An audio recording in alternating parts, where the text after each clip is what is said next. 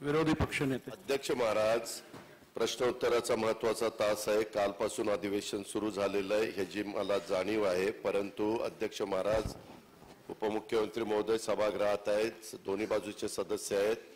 सध्या महाराष्ट्रातले शेतकरी, विशेषतः कांदा उत्पादक, कापूस उत्पादक, हरभरा उत्पादक, द्राक्ष उत्पादक, हे सोयाबीन उत्पादक, ह्या 5 पिकांचे शेतकरी अध्यक्ष महोदय इतक्या अडचणीत आहेत की कालच आम्ही मुख्यमंत्री उपमुख्यमंत्र्यांना पत्र देताना सांगितलं 2 रुपयाचा चेक आला, शेतकऱ्यांना पैसे मिळत नाही. आता अध्यक्ष महोदय, शेतकऱ्यांनी कृषी कार्यालयातच घेतलं विष. औषधामधली घटना, मला वाटतं औषधाचं प्रतिनिधित्व अभिमन्यू पवार साहेब त्या ठिकाणी करतात. या अशा पद्धतीच्या सातत्याने घटना अध्यक्ष महोदय घडायला लागल्यात. सरकारने हस्तक्षेप केला पाहिजे. आम्हालाही कळतंय अध्यक्ष महोदय, पाठीमागच्या काळामध्ये कांदा उत्पादक शेतकरी अडचणीत आला होता. कदाचित त्यावेळेसच्या आमदारांना आठवत असेल, विलासराव देशमुखांच्या सरकारने हस्तक्षेप करून 300 कोटी रुपयाचा कांदा घेतला. नाफेडला कांदा खरेदी करायला सांगा, फेडरेशनला कांदा खरेदी करायला सांगा.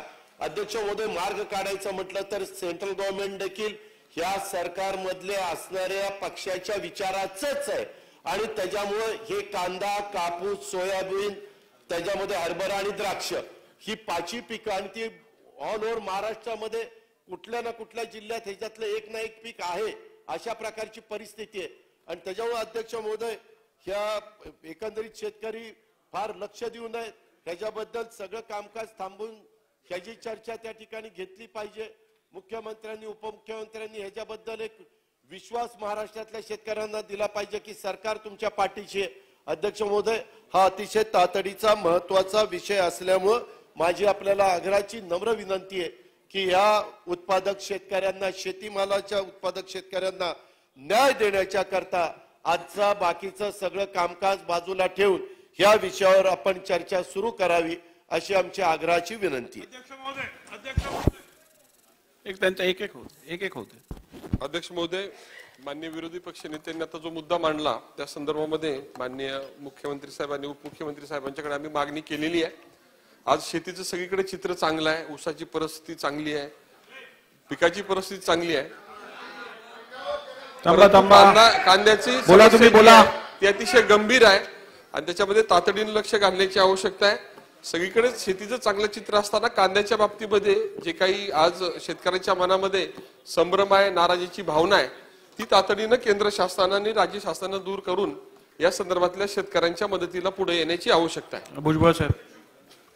अध्यक्ष महोदय, या कांद्याचं कोठार समजलं जाणारं लासलगाव हे माझ्या मतदारसंघात येत आहे आणि कालपासून जे आहे अनेक वेळा शेतकऱ्यांनी कांदे वगैरे रस्त्यावर तर टाकले, परंतु ते मार्केट सुद्धा जे आहे बंद करून टाकलं. अध्यक्ष महोदय, विरोधी पक्ष नेत्यांनी सुद्धा आपल्याला सांगितलं की 5 क्विंटल कांदे विकल्यानंतर शेतकऱ्याला स्वतःच्या खिशातून 318 रुपये आणखीन द्यावे लागले खर्चापोटे. अध्यक्ष महोदय, आमचे मुख्यमंत्री जे आहेत, अनेक वेळा आपण वर्तमानपत्रातून आणि टीव्हीवर सुद्धा पाहतो, ते शेतकरी आहेत, ते शेती करतात, त्यांना शेतकऱ्यांच्या अडचणीची कल्पना आहे. रेव्हेन्यू मिनिस्टर वगैरे पाहतायत, पण हे सगळे शेतकरी मंडळी आहेत. अध्यक्ष महोदय, याच्याबद्दल आपण काय करणार? आता जे विरोधी पक्ष नेत्यांनी सांगितलं त्यावेळेला मी उपमुख्यमंत्री होतो, 300 कोटी रुपये खर्च करून आपण तो कांदा जो आहे खरेदी केला होता. त्यावेळेला कांदा उत्पादक शेतकरी अतिशय गरीब वर्गातला शेतकरी असतो. अध्यक्ष महोदय, जे काही वर्तमानपत्रातून येत आहे, तुर्की, Pakistan, Kazakhstan, Ukraine, Uzbekistan, Morocco, Belarus प्रचंड कांद्याचे भाव आहेत. कांद्याचा जे प्रचंड तुटवडा आहे. अध्यक्ष महोदय, जर हा कांदा तिकडे जर निर्यात केला गेला तर मला असं वाटतं की कांद्याचे भाव वाढतील, परंतु निर्यातीला परवानगी दिली पाहिजे. त्याचबरोबर अध्यक्ष महोदय, नाफेडने सुद्धा त्याच्यामध्ये सहभाग घेतला पाहिजे आणि नाफेडने जर कांदा उचलायला जर सुरुवात केली तर कांद्याचे भाव कदाचित आणखीन वरती येण्याची शक्यता आहे. होतं काय अध्यक्ष महोदय की ज्या वेळेला कांद्याचा थोडा तुटवडा होता आणि कांद्याचा भाव आपल्या देशात वाढतो त्यावेळेला नेमकं जे आहे तो एक्सपोर्ट आपण बंद करतो. त्यामुळे जे व्यापारी असतात आंतरराष्ट्रीय ते म्हणतात की तुमचा काही भरोसा नाही, आम्ही तुमचा कांदा घ्यायचा आणि ऐन वेळेला जो आहे तुम्ही एक्सपोर्ट त्याचा बंद करता, त्यामुळे आम्हाला दुसरीकडे जावं लागतं. त्यामुळे तो व्यापारी जो आहे हा सुद्धा कांद्याचा व्यापारी आपल्या भारतापासून कांदा घेण्यास तो किंवा संपर्क साधण्यास आपल्या शेतकऱ्यावर तो नकार देतो. कारण सातत्य त्याच्यामध्ये त्या उद्योगामध्ये नसतं. भाव वाढला की कांद्याचा एक्सपोर्ट आपण बंद करतो, ताबडतोब इजिप्त अमुक तमुक तिकडून आपण कांदा जो आहे खरेदी करतो. अध्यक्ष महोदय, हा व्यापारी कांद्याचा शेतकरी आज अतिशय अडचणीत आलेला आहे. द्राक्षाचा आपण म्हणाला, बांगलादेशमध्ये जे आहे द्राक्षावर ज्या ड्युटी प्रचंड वाढवली, त्यामुळे आता तिकडे सुद्धा द्राक्ष जात नाही. अध्यक्ष महोदय, आमचे जर मुख्यमंत्री उपमुख्यमंत्री यांनी जर प्रधानमंत्र्यांना सांगितलं तर प्रधानमंत्री सहजच जे आहे बांगलादेशच्या प्रधानमंत्र्यांशी बोलू शकतात. त्याच्यावर जी ड्युटी जी त्यांनी जी वाढवलेली आहे ती कमी करू शकतात आणि कांदा असेल द्राक्ष असेल ताबडतोब निर्यात होईल. परंतु याच्यामध्ये जे आहे माझं आमच्या मुख्यमंत्र्यांना उपमुख्यमंत्र्यांना सांगायचं आहे की आपण ताबडतोब दिल्लीश्वरांशी बोलून घ्या, पियुष गोयलांशी बोलून घ्या. कांद्याचे जे रॅक्स आहेत त्याला सुद्धा कोटा सिस्टीम लावलेली आहे ती सुद्धा दूर केली पाहिजे. कांदा पटापट तिथून बाहेर गेला पाहिजे. या अशा अनेक गोष्टी आहेत ज्या केंद्र सरकार आणि राज्य सरकारचे मुख्यमंत्री उपमुख्यमंत्री सहज सोडू शकतात, परंतु त्यांनी कृपया मनावर घ्यावं आणि त्यासाठी चर्चा करावी अशी माझी विनंती आहे. हो देतो. अध्यक्ष महोदय, आज मुळात नाशिक आणि काही उत्तर महाराष्ट्राच्या जिल्ह्यामध्ये कांदा उत्पादक शेतकरी हा मोठ्या प्रमाणात आहे. आता जसं आदरणीय भुजबळ साहेबांनी सांगितलं, कांद्याच्या बाजारभावामध्ये आज मोठ्या प्रमाणामध्ये पडझड झालेली आहे. खूप मोठ्या प्रमाणामध्ये यावेळेस कांद्याचं पीक आलेलं आहे. मार्केटमध्ये तेवढी मागणी नाहीये, पण निर्यात ही पूर्णपणे खुली आहे. सर्व देशांमध्ये आज कांदा हा आपल्या बाजारामधनं जातो आहे. आजची कांद्याची जरी परिस्थिती वाईट असेल तरी खरं तर त्याला युक्रेन आणि रशिया युद्ध, श्रीलंकेसारख्या एका देशाची आर्थिक ढासळलेली परिस्थिती, बांगलादेशमधली उद्भवलेली परिस्थिती, आपल्या साऊथ ईस्ट एशियामधले जे देश मोठ्या प्रमाणामध्ये भारतातनं कांदा कन्झ्युम करायचे, यांची आर्थिक कुवत आता कमी झालेली आहे. आपल्या राज्याबरोबर इतरही राज्य मोठ्या प्रमाणामध्ये आज कांदा उत्पादन करायला लागलेले आहेत. साहेब, मी मागणी पण करतोय ना, मी मागणी पण करतोय ना. बोला तुम्ही, बोला बोला. आणि अशा परिस्थितीमध्ये कांदा उत्पादक शेतकरी आज बाजारामध्ये मोठ्या प्रमाणामध्ये आवक झाल्यामुळे आज त्याचे बाजारभाव पडलेले आहेत. हो, मलाही जाणीव आहे ना, करू नका. मलाही जाणीव आहे ना. बसा भुजबळ साहेब, बसा. भुजबळ साहेब बसा. तुमचीच मागणी करतोय. भुजबळ साहेब त्यांचं होऊ दे, नाही तर चर्चा संपणारच नाही. त्यांचं होऊ दे. अहो, बोलतोय ना. भुजबळ साहेब त्यांचं होऊ दे. भुजबळ साहेब त्यांचं होऊ दे. बोला तुम्ही, बोला. आम्ही डिस्टर्ब करू नका, त्यांचं होऊ दे. वास्तविक पाहता अध्यक्ष महोदय, ही मागणी अत्यंत रास्त आहे की आज कांदा उत्पादक शेतकऱ्याला कुठल्या ना कुठल्या पद्धतीच्या मदतीची गरज आहे. पण जे काही उपाय आहेत हे सर्व उपाय आज केंद्र सरकार, राज्य शासनही करते, कारण आम्ही त्यांची मागणी ही कायम करत राहिलोय. नाफेड मार्फत आज खरेदी पण चालू झाली आहे. पण हे सर्व उपाय करूनही आज कांदा उत्पादक शेतकऱ्याला बाजारभाव मिळत नाही. माझी पण शासनाकडे विनंती आहे, मागच्या काळामध्ये शासनाने जसं आदरणीय मुख्यमंत्री त्यावेळेस तत्कालीन देवेंद्र फडणवीस साहेब होते आणि असेच कांद्याचे भाव पडले होते, तेव्हा महाराष्ट्र शासनाने हा निर्णय घेतला आणि कांदा उत्पादक शेतकऱ्याला प्रति क्विंटल 200 रुपये ही मदत त्यावेळेस केली होती. मागच्या 3 वर्षातही अनेक वेळेस कांद्यामध्ये भावामध्ये घसरण झाली. अशीच आज परिस्थिती परत आलेली आहे. माझी बोला तुम्ही, बोला. माझ्याकडे बघून बोला तुम्ही, माझ्याकडे बघून बोला. माझी शासनाला आम्ही सर्व कांदा उत्पादक शेतकऱ्यांच्या जे प्रतिनिधी आहोत, आम्ही सर्वांनी इथं मागणी केलेली आहे. मागच्याही काळामध्ये मागच्या 8-15 दिवसापूर्वी आदरणीय DCM साहेबांना मी भेटून प्रति क्विंटल किमान 500 रुपये तरी या कांदा उत्पादक शेतकऱ्याच्या खात्यामध्ये आपण शासन म्हणून काहीतरी मदत करावी अशी पण आम्ही विनंती केलेली आहे. आणि शासन याच्यामध्ये शेतकऱ्यांच्या बाजूने भरभक्कमपणे उभं राहून याच्यामधनं चांगला आणि तात्काळ निर्णय घेईल अशी अपेक्षा मी शासनाकडनं करतो. चला अध्यक्ष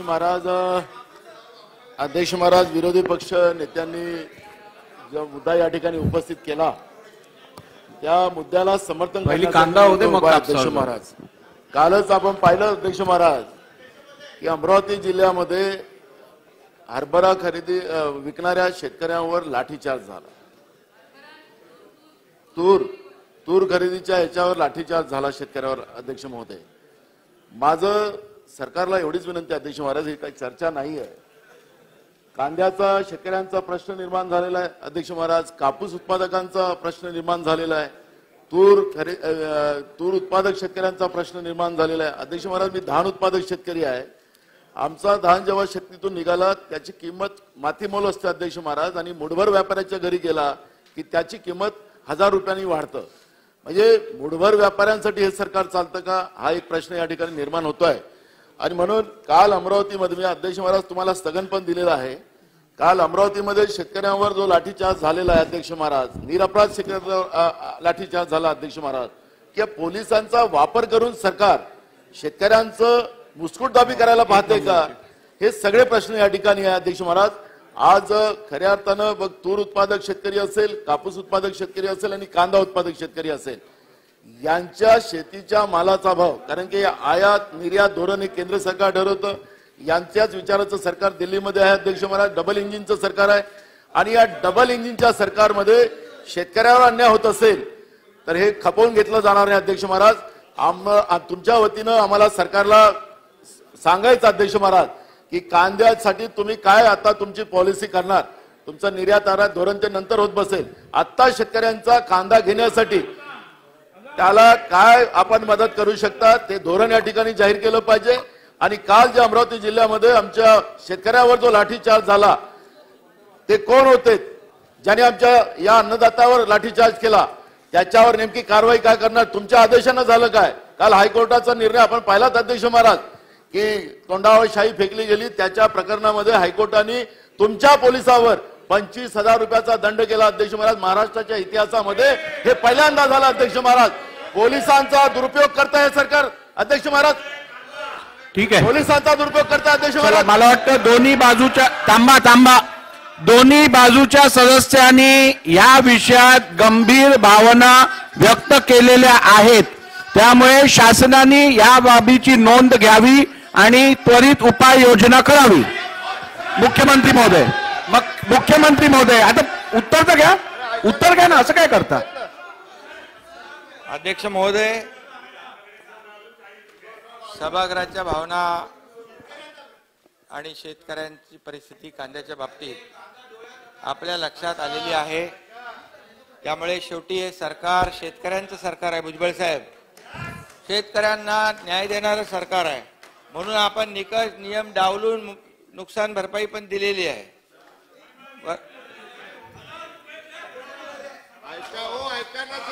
नाही मिळाली. अरे बाबा, तुमचे मागच्या वेळेस अध्यक्ष महोदय, कांदा उत्पादक शेतकऱ्यांच्या बरोबर सरकार पूर्णपणे त्यांच्या पाठीशी उभा आहे. नाफेडने खरेदी सुरू केलेली आहे. त्याचबरोबर थांबा बसा, खाली बसा, होऊ दे उत्तर. आणि त्याचबरोबर ज्या ठिकाणी सुरू नसेल ते सुरू केली जाईल. सगळे उत्तर होऊ दे ताई, असं उत्तर तर होऊ दे, त्यानंतर देतो जमली. उत्तर होऊ दे, खाली बसा, उत्तर होऊ दे, मुख्यमंत्र्यांचं उत्तर होऊ दे. खाली बसा, मुख्यमंत्र्यांचं उत्तर होऊ दे. खाली बसा, तुम्ही खाली बसा, आधी खाली बसा.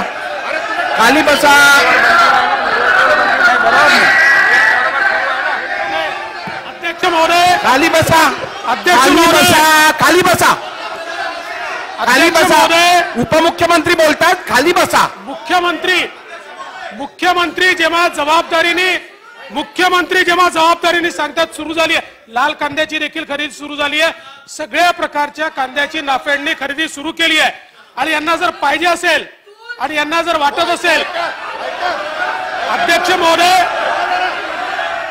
खाली बसा, हे अध्यक्ष महोदय, आपल्याला शेतकऱ्याच्या प्रश्नावर या ठिकाणी मार्ग काढायचा आहे की राजकारण करायचं एकदा ठरवलं पाहिजे. एकदा ठरवलं पाहिजे. आणि अध्यक्ष महोदय, या संदर्भात मुख्यमंत्री सांगतात कांद्याची खरेदी नाफेडने सुरू केलेली आहे आणि यांच्याकडे जर वेगळी माहिती असेल त्यांनी हक्कभंग आणावा. चला ठीक आहे, चला आता आपण प्रश्न मुख्यमंत्री महोदय आपलं सुरू झालेली आहे. त्याचबरोबर निर्यातीवर बंदी नाही. उत्तर तर घेऊ दे भुजबळ साहेब, आपण निर्यातीवर बंदी नाही, निर्यातीवर बंदी नाही. नाफेडची खरेदी सुरू झालेली आहे. 2.38 लाख टन मेट्रिक टन खरेदी झाली आहे. आणि त्याचबरोबर या ठिकाणी कांदा उत्पादक शेतकऱ्याच्या पाठीशी सरकार उभं राहील. त्याला जी मदत लागते ती मदत सरकार जाहीर करेल. चला प्रश्नोत्तर आता काय झालं ना, प्रश्नोत्तर घ्या आता.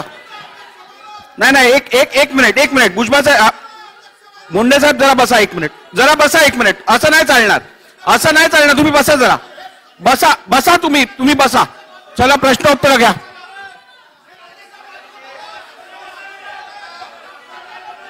प्रश्न क्रमांक 57,826.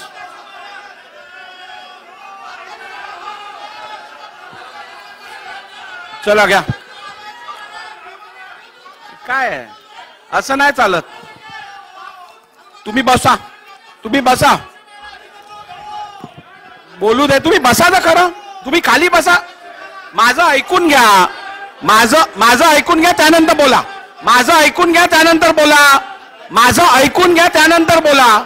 अहो माझं ऐकून तर घ्या. बसा, खाली बसा.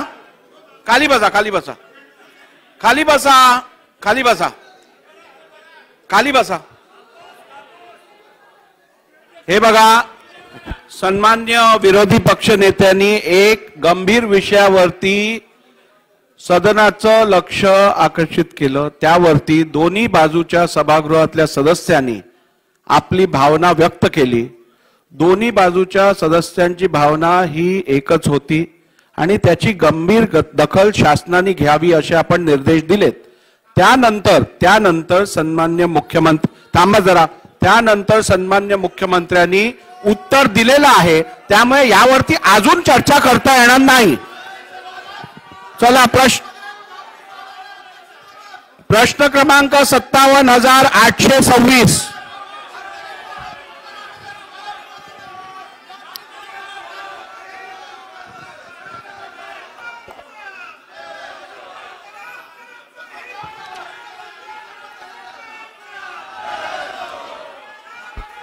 प्रश्न क्रमांक 56,528. चेतन तुपे बोलणार नाही आहात का?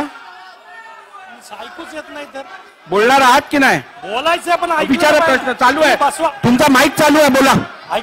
माईक चालू आहे, बोला. प्रश्न क्रमांक 56,528. मंत्री महोदय,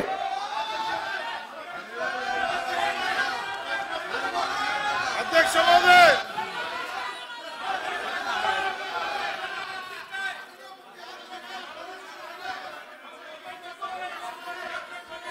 मंत्री महोदय उत्तर घ्या. आम्ही प्रश्न पुकारतो. बोला ना. त्यांचा प्रश्न आहे, चेतन तुपेंचा. बोलतायत ना ते, काय उभे आहेत तिकडे. मंत्री महोदय उत्तर घ्या. अध्यक्ष महोदय छापल्याप्रमाणे. अध्यक्ष महोदय जरा बोलता येणार नाही, विषय महत्वाचा आहे, तुम्ही शांतता करा ना. बरं एक मिनिट, बसा. अहो भुजबळ साहेब बोलतायत, बसा. असं काय करताय? भुजबळ साहेबांना तर बोलू दे. अध्यक्ष महोदय, जवळजवळ 2 महिन्यापूर्वी मुख्यमंत्री आणि उपमुख्यमंत्री यांनी भिडेवाड्याच्या इथे आम्ही येऊन भूमिपूजन करणार आहोत, ताबडतोब जे आहे जी काही कारवाई असेल ती पूर्ण करा, अशा प्रकारचे आदेश कलेक्टर आणि कमिशनरांना दिलेले होते. बसून घ्या सगळ्यांनी. महोदय, चंद्रकांत पाटील हे सुद्धा मीटिंग घेतल्या. मी स्वतः कोर्टामध्ये 2 वेळा हजर राहिलो अध्यक्ष महोदय, या बाबतीमध्ये जे आहे ठोस अशा रीतीनं पावलं उचलण्याची गरज आहे. आपल्याला सगळ्यांना कल्पना आहे की इतर सगळ्या स्मारकांमध्ये कुठे 1000 कोटी, कुठे 3000 कोटी आपण खर्च करतो, त्याबद्दल आम्हाला आनंद आहे. परंतु ही पहिली मुलींची शाळा जी आहे निर्माण तिथे परत करण्यासाठी मी उपमुख्यमंत्री आणि मुख्यमंत्र्यांना सांगतोय की तुम्ही स्वतः लक्ष घालून त्याच्यावर ठोस उपाययोजना कधी करणार. कारण 10 तारखेला आता परत कोर्टामध्ये त्या संदर्भातली जी आहे केस आहे. त्यामुळे माझी आपल्याद्वारे जे आहे मुख्यमंत्री उपमुख्यमंत्र्यांना विनंती आहे की त्यांनी ताबडतोब हा प्रश्न जो आहे मार्गी लावावा. ते करतील का? चला अध्यक्ष महोदय, सन्मान्य सदस्य भुजबळ साहेबांनी भिडेवाडाच्या संदर्भामध्ये जो प्रश्न उपस्थित केला आहे मला बाबतीमध्ये मी आणि उपमुख्यमंत्री महोदय आणि आपली बैठक झाली. ऑनलाईन वर ते समोरचे लोकही होते, अधिकारी होते. आणि आता 22 तारखेला एक तारीख होती, आता 10 मार्चला तारीख आहे. तिथे फक्त रेडी रेकनर आणि बाजार मूल्य भाव अशा प्रकारची त्यांची मागणी आहे. तर मी आताच आपल्या प्रिन्सिपल सेक्रेटरीना सांगितलेलं आहे की 10 तारखेच्या आत त्यांचा जो विषय आहे, जे काय पैसे द्यायचे आहेत त्यांना मोबदला द्यायचा तो देऊन मोकळे व्हा आणि 10 तारखेला कोर्टामध्ये सबमिशन झालं पाहिजे की आमचं मिटलेलं आहे. अशा प्रकारच्या सूचना मी त्यांना आत्ताच दिलेल्या आहेत. चेतन तुपेजी, तुमचा प्रश्न हा झाल्यावर घेतो. हा पुकारलाय प्रश्न, हा झाल्यावर घेतो. बस अध्यक्ष महोदय, 56,528. अध्यक्ष महोदय, पुणे शहरात बुधवार पेठेमध्ये गट नंबर 257 क मध्ये 1 जानेवारी 1848 साली महात्मा ज्योतिबा फुले आणि क्रांतिज्योती सावित्रीबाई फुले यांनी मिळून महिलांची, मुलींची पहिली शाळा सुरू केली. ही शाळा सुरू करत असताना खऱ्या अर्थानं समाजातील सर्व घटकांनी महात्मा ज्योतिबा फुले यांचा हा जो महिला शिक्षणाचा प्रयत्न होता हा उचलून धरला. त्याच्यामध्ये तात्यासाहेब भिडे, ज्या भिडेवाल्याचे मालक आहेत, त्यांनी स्वतःची जागा या मुलींच्या शाळेसाठी दिली आणि देशातील पहिली मुलींची शाळा या ठिकाणी सुरू झाली. आज माझ्या या सभागृहामध्ये माझ्या जेवढ्या महिला भगिनी या ठिकाणी बसलेल्या आहेत त्यांनी आदरानं नतमस्तक व्हावं असं ते राष्ट्रीय स्मारक आहे. कारण सावित्रीबाई फुलेंनी मुलींची शाळा सुरू केल्यामुळं या अधिकारी असतील किंवा इथे बसलेल्या समजा आमच्या भगिनी आहेत, या सगळ्यांना इथपर्यंत येण्याची संधी प्राप्त झाली. याच्यामध्ये त्यावेळी आजच्या सारखी परिस्थिती नव्हती, परंतु समाजातील सर्व घटकांनी एकत्रित येऊन त्याच्यामध्ये योगदान दिलं. महात्मा ज्योतिबा फुले आणि क्रांतिज्योती सावित्रीबाई फुले यांच्याबरोबर तात्यासाहेब भिडे होते, ब्राह्मण समाजातील होते, मराठा समाजातील त्या ठिकाणी गंगारामजी म्हस्के वकील होते, तेही याच्यामध्ये सामील झाले होते. त्याचप्रमाणे इतरही 18 पगड जातीतील सर्व मंडळी त्याच्यामध्ये आली होती. माझा विचारण्याचा मुद्दा असा आहे, प्रश्न असा आहे की माझ्या हडपसर मधले त्यामध्ये काळे, ससाणे आणि वाघुले ही 3 मंडळी त्यांच्या बरोबर या शाळेच्या स्थापनेच्या वेळी होती. स्पेसिफिक 3 प्रश्न आहेत मुख्यमंत्री महोदयांना की याच्यामध्ये कोर्ट केस जी चालू आहे त्या कोर्ट केस मध्ये पुरावे जे आहेत शाळा चालू झाल्याचे ते सगळेच्या सगळे दिले गेले आहेत का? कारण 250 वर्षापूर्वी शाळा चालू झाली, त्यावेळी पुढे कधीतरी स्मारक व्हावं यासाठी तर खोटे पुरावे पेपरमध्ये किंवा तत्कालीन लेखकांनी तयार केलेले नसतील. त्यामुळे हे सगळे पुराव्याचा अभ्यास शासनाने केलाय का आणि शासन ते म्हणणं मांडणार का कोर्टात? हा माझा पहिला प्रश्न आहे. माझा दुसरा प्रश्न असा आहे की पुणे महानगरपालिका जिथे जिथे थोर पुरुष वावरले, त्यांचा वावर होता, अशा वास्तूंवरती नीलफलक लावतं. मग या भिडेवाड्यावरती महात्मा ज्योतिबा फुले, क्रांतिज्योती सावित्रीबाई फुले, फातिमाबी शेख आणि त्यांचे अन्य सहकारी, त्यामध्ये वस्ताद लवजी साळवे असतील, त्याच्यामध्ये इतरही सगळे असतील, या सगळ्यांनी कार्य केले. असा नीलफलक महानगरपालिकेने तिथं लावला आहे का? लावला असल्यास अभिनंदन, नसल्यास का लावला गेला नाही याचं उत्तर पाहिजे. पुढचा प्रश्न आहे की 2018 साली तत्कालीन सरकारने पुणे शहराचा डेव्हलपमेंट प्लॅन पास केलाय. पुणे शहराचा डेव्हलपमेंट प्लॅन पास करत असताना त्याच्यामध्ये सगळ्यात पहिल्यांदा हेरिटेज वास्तूची यादी दिली गेलेली आहे. भिडेवाडा हा हेरिटेज मध्ये समाविष्ट केलेला आहे का? असल्यास त्याप्रमाणे तिथे काय कारवाई केली? उत्तर घेऊया आता. एक मिनिट फक्त शेवट. हेरिटेजच्याच बाबतीत हेरिटेज असेल तर आतमध्ये किंवा बाहेर कुठलाही बदल करता येत नाही. मग आजपर्यंत जर बदल झाले असतील तर ज्यांनी केलेत त्यांच्यावर काय कारवाई करणार? आणि हेरिटेज असेल तर तिथं विकसकाला किंवा तिथे भाडेकरू आहेत त्यांना कुठलीही डेव्हलपमेंट करता येईल की नाही करता येईल या प्रश्नाची उत्तरं मला मिळाली पाहिजे. अध्यक्ष महोदय, सन्माननीय सदस्यांनी जे प्रश्न या ठिकाणी विचारले, मला असं वाटतं की त्याची सगळी उत्तरं मगाशी मुख्यमंत्री महोदयांनी त्यांच्या उत्तरामध्ये दिलेली आहेत. ही संपूर्ण बाब ही न्यायप्रविष्ट आहे. भाडेकरूंचा प्रश्न आहे. 2011ला पहिल्यांदा निवाडा झालेला होता, त्यावेळी 1,30,00,000 रुपये द्यायचे ठरलेले होते. त्याला भाडेकरू मान्य नाहीत आणि म्हणून जे मुख्यमंत्री महोदयांनी सांगितलं की प्रिन्सिपल सेक्रेटरींना सांगून महानगरपालिकेला आदेश दिलेले आहेत आणि पुरातत्व विभागानं स्पष्ट असं सांगितलेलं आहे की हे संरक्षित स्मारक होऊ शकत नाही आणि म्हणून महानगरपालिकेनं निर्णय घेतलाय ते स्मारक करण्याचा. शासनानं स्मारक करण्याचा निर्णय घेतलेला आहे. 10 तारखेच्या अगोदर प्रिन्सिपल सेक्रेटरी कमिशनरशी बोलून याच्यावर मार्ग काढतील आणि कोर्टामध्ये देखील जे काही कागदपत्र द्यायचे आहेत ते सगळे स्मारक व्हावे याच भूमिकेतनं दिलेले आहेत. राहुल कुल. अध्यक्ष महोदय, शासनाने अतिशय चांगला निर्णय घेतला. या राहुल जी एक मिनिट. सन्माननीय सदस्य राहुल कुल. अध्यक्ष महोदय एकच. अध्यक्ष महोदय, आपण काही विशेष बाबीला जास्तीचे पैसे देतो. आता मंत्री महोदयांनी सांगितलं की तिथल्या भाडेकरूंना मान्य नाहीये. हेरिटेजचा दर्जा महानगरपालिकेने दिला असेल तर त्यांना कसलाही बदल करता येणार नाही. त्यामुळे सरकार जास्तीचे पैसे देऊन, हे मुलींची पहिली शाळा आहे, राष्ट्रीय स्मारक आहे, एकतेचं स्मारक आहे म्हणून जास्तीचा निधी खर्च करेल का? महानगरपालिकेला तसे आदेश देईल का? याचाच फक्त खुलासा करावा. अध्यक्ष महोदय, यापूर्वीच मगाशी भुजबळ साहेबांच्या प्रश्नावर मी उत्तर दिलेलं आहे.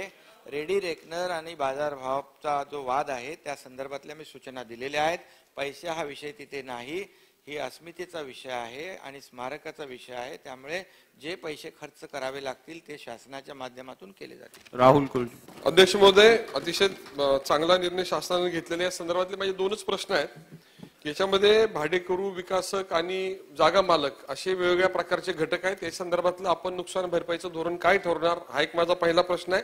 आणि या सगळ्या व्यवस्थेसाठी आपण किती रकमेची तरतूद करण्याचं शासनाच्या विचाराधीन आहे, हा माझा दुसरा प्रश्न आहे.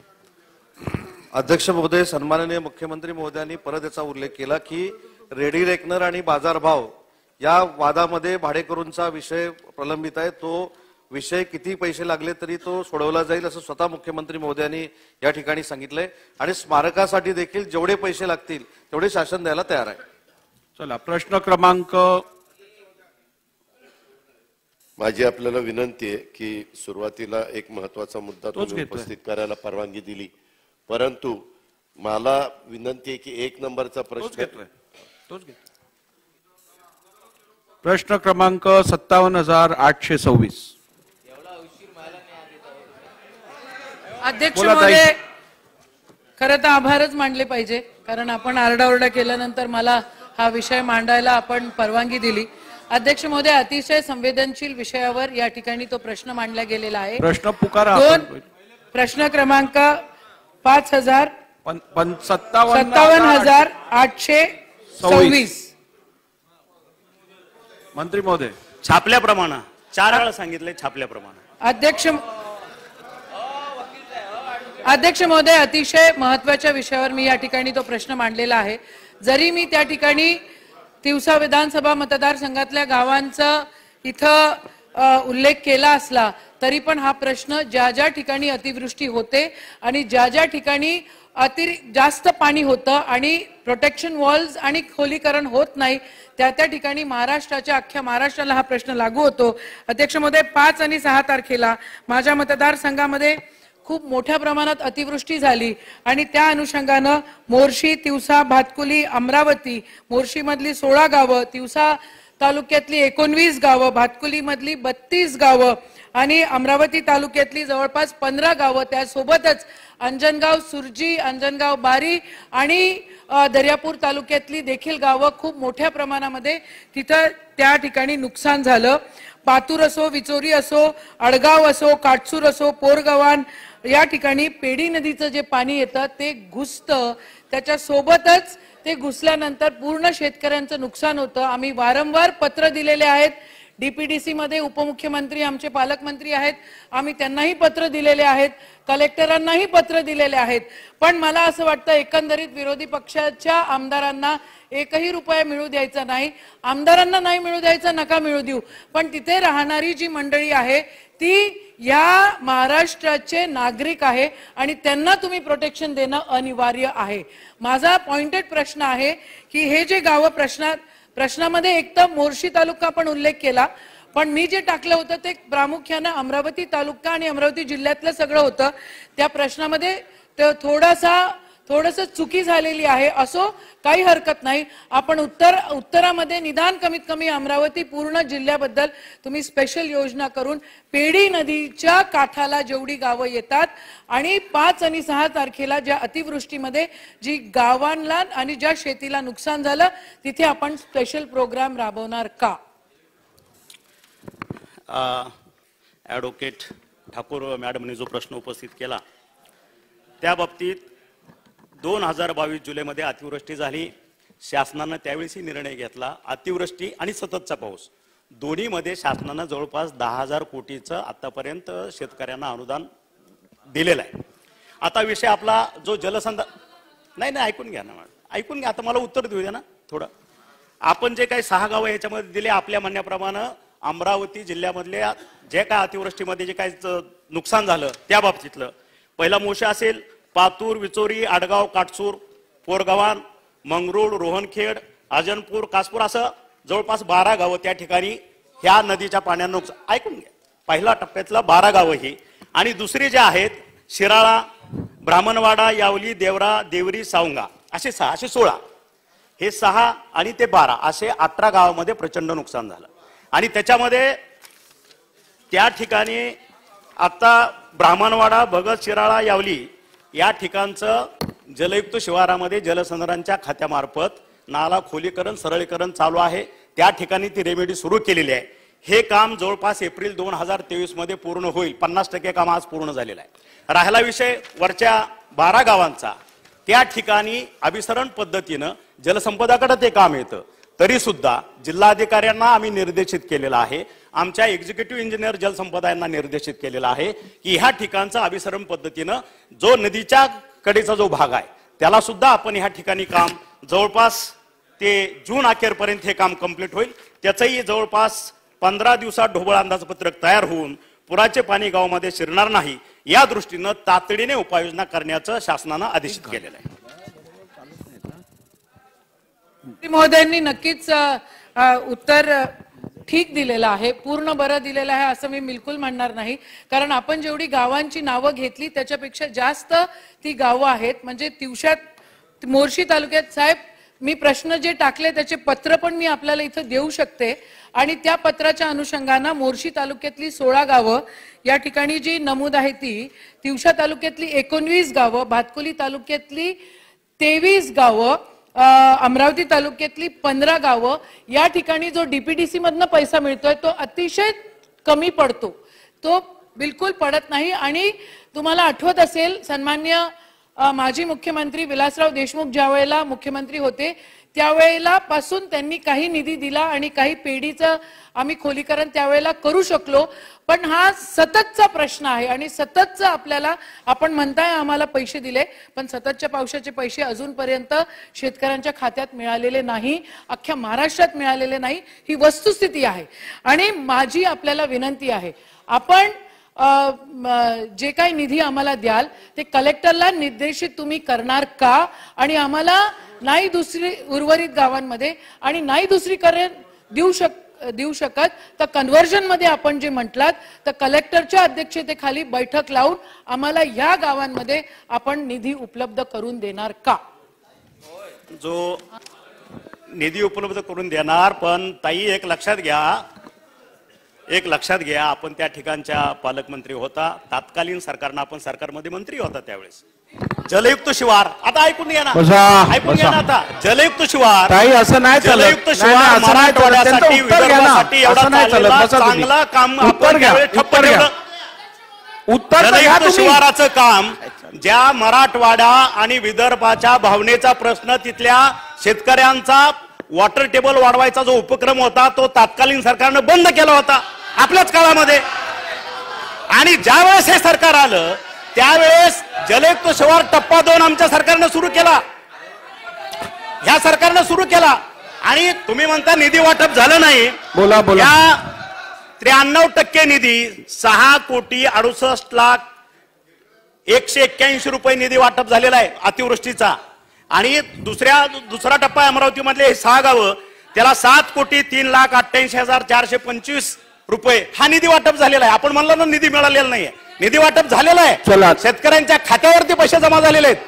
आणि त्याच्यामुळे ताई झोन कलेक्टर आणि आमचे एक्झिक्युटिव्ह इंजिनियर आता जलयुक्त शिवार टप्पा 2 ह्याच्यामध्ये ज्या ज्या ठिकाणी आपलं खोलीकरण आणि रुंदीकरण राहिलं असेल, ज्या गावांचं नुकसान होतं, ज्या गावांना ह्याच्यामुळे फटका बसतो, ते ह्या उपक्रमामध्ये घेतलं जाईल हे तुम्हाला आश्वासित करतो.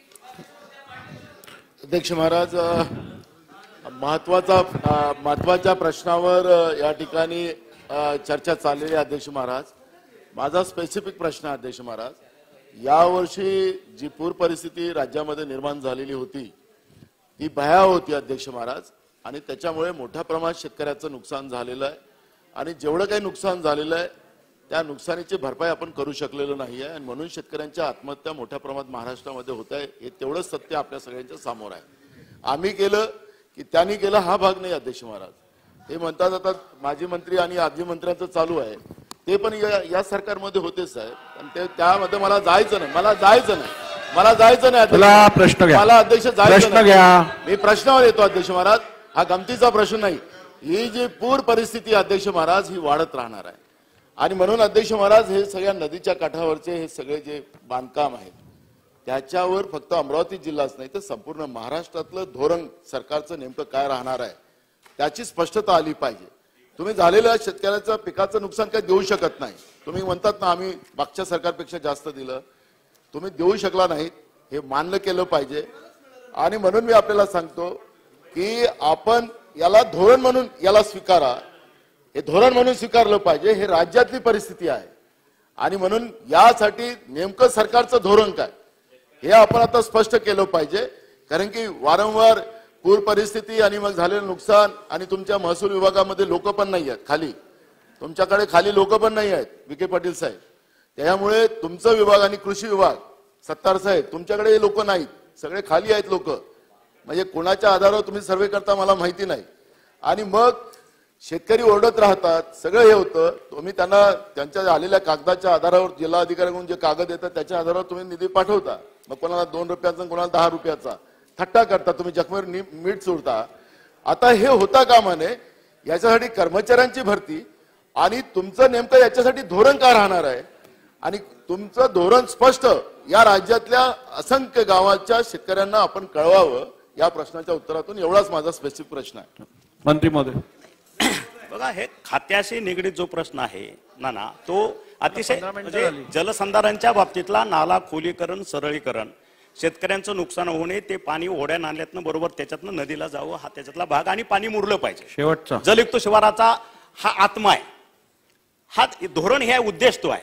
त्याच्यामुळे जो ताईने प्रश्न विचारला होता की हे नुकसान झालं, हे झालं, मग ह्याच्याप्रमाणे गाळ भरला त्या नाल्यामध्ये आणि मग ते हे धोरण ह्याच्यात मग तो जलयुक्त शिवार टप्पा 2 मध्ये अशा पद्धतीचं राज्यभरचं हे धोरण आहे. आता टप्पा 2 मध्ये, टप्पा 1 मध्ये जवळपास मराठवाडा आणि विदर्भामध्ये 4.5 मीटर वॉटर टेबल वाढलं.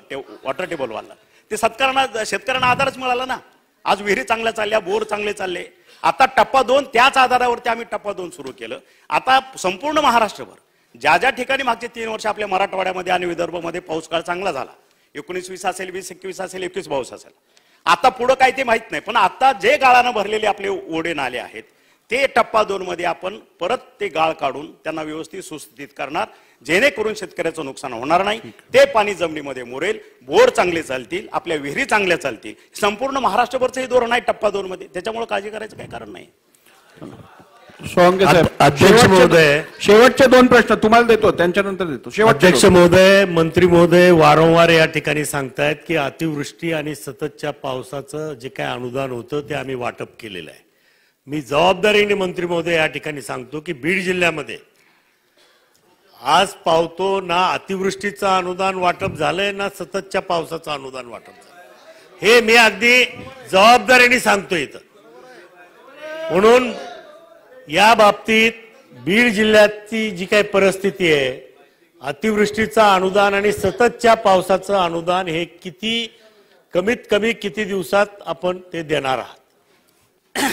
माननीय सदस्यांनी जो प्रश्न विचारला तो ह्या प्रश्नाच्या संबंधित नाहीये, एक लक्षात घ्या, आउट ऑफ स्कोप आहे. तरी सुद्धा माझ्या सरकारनं आतापर्यंत शेतकऱ्याला अतिवृष्टी आणि सततच्या पावसाचं जवळपास 10,000 कोटीचं अनुदान आम्ही शेतकऱ्याच्या खात्यावरती ऑनलाईन जमा केलेलं आहे.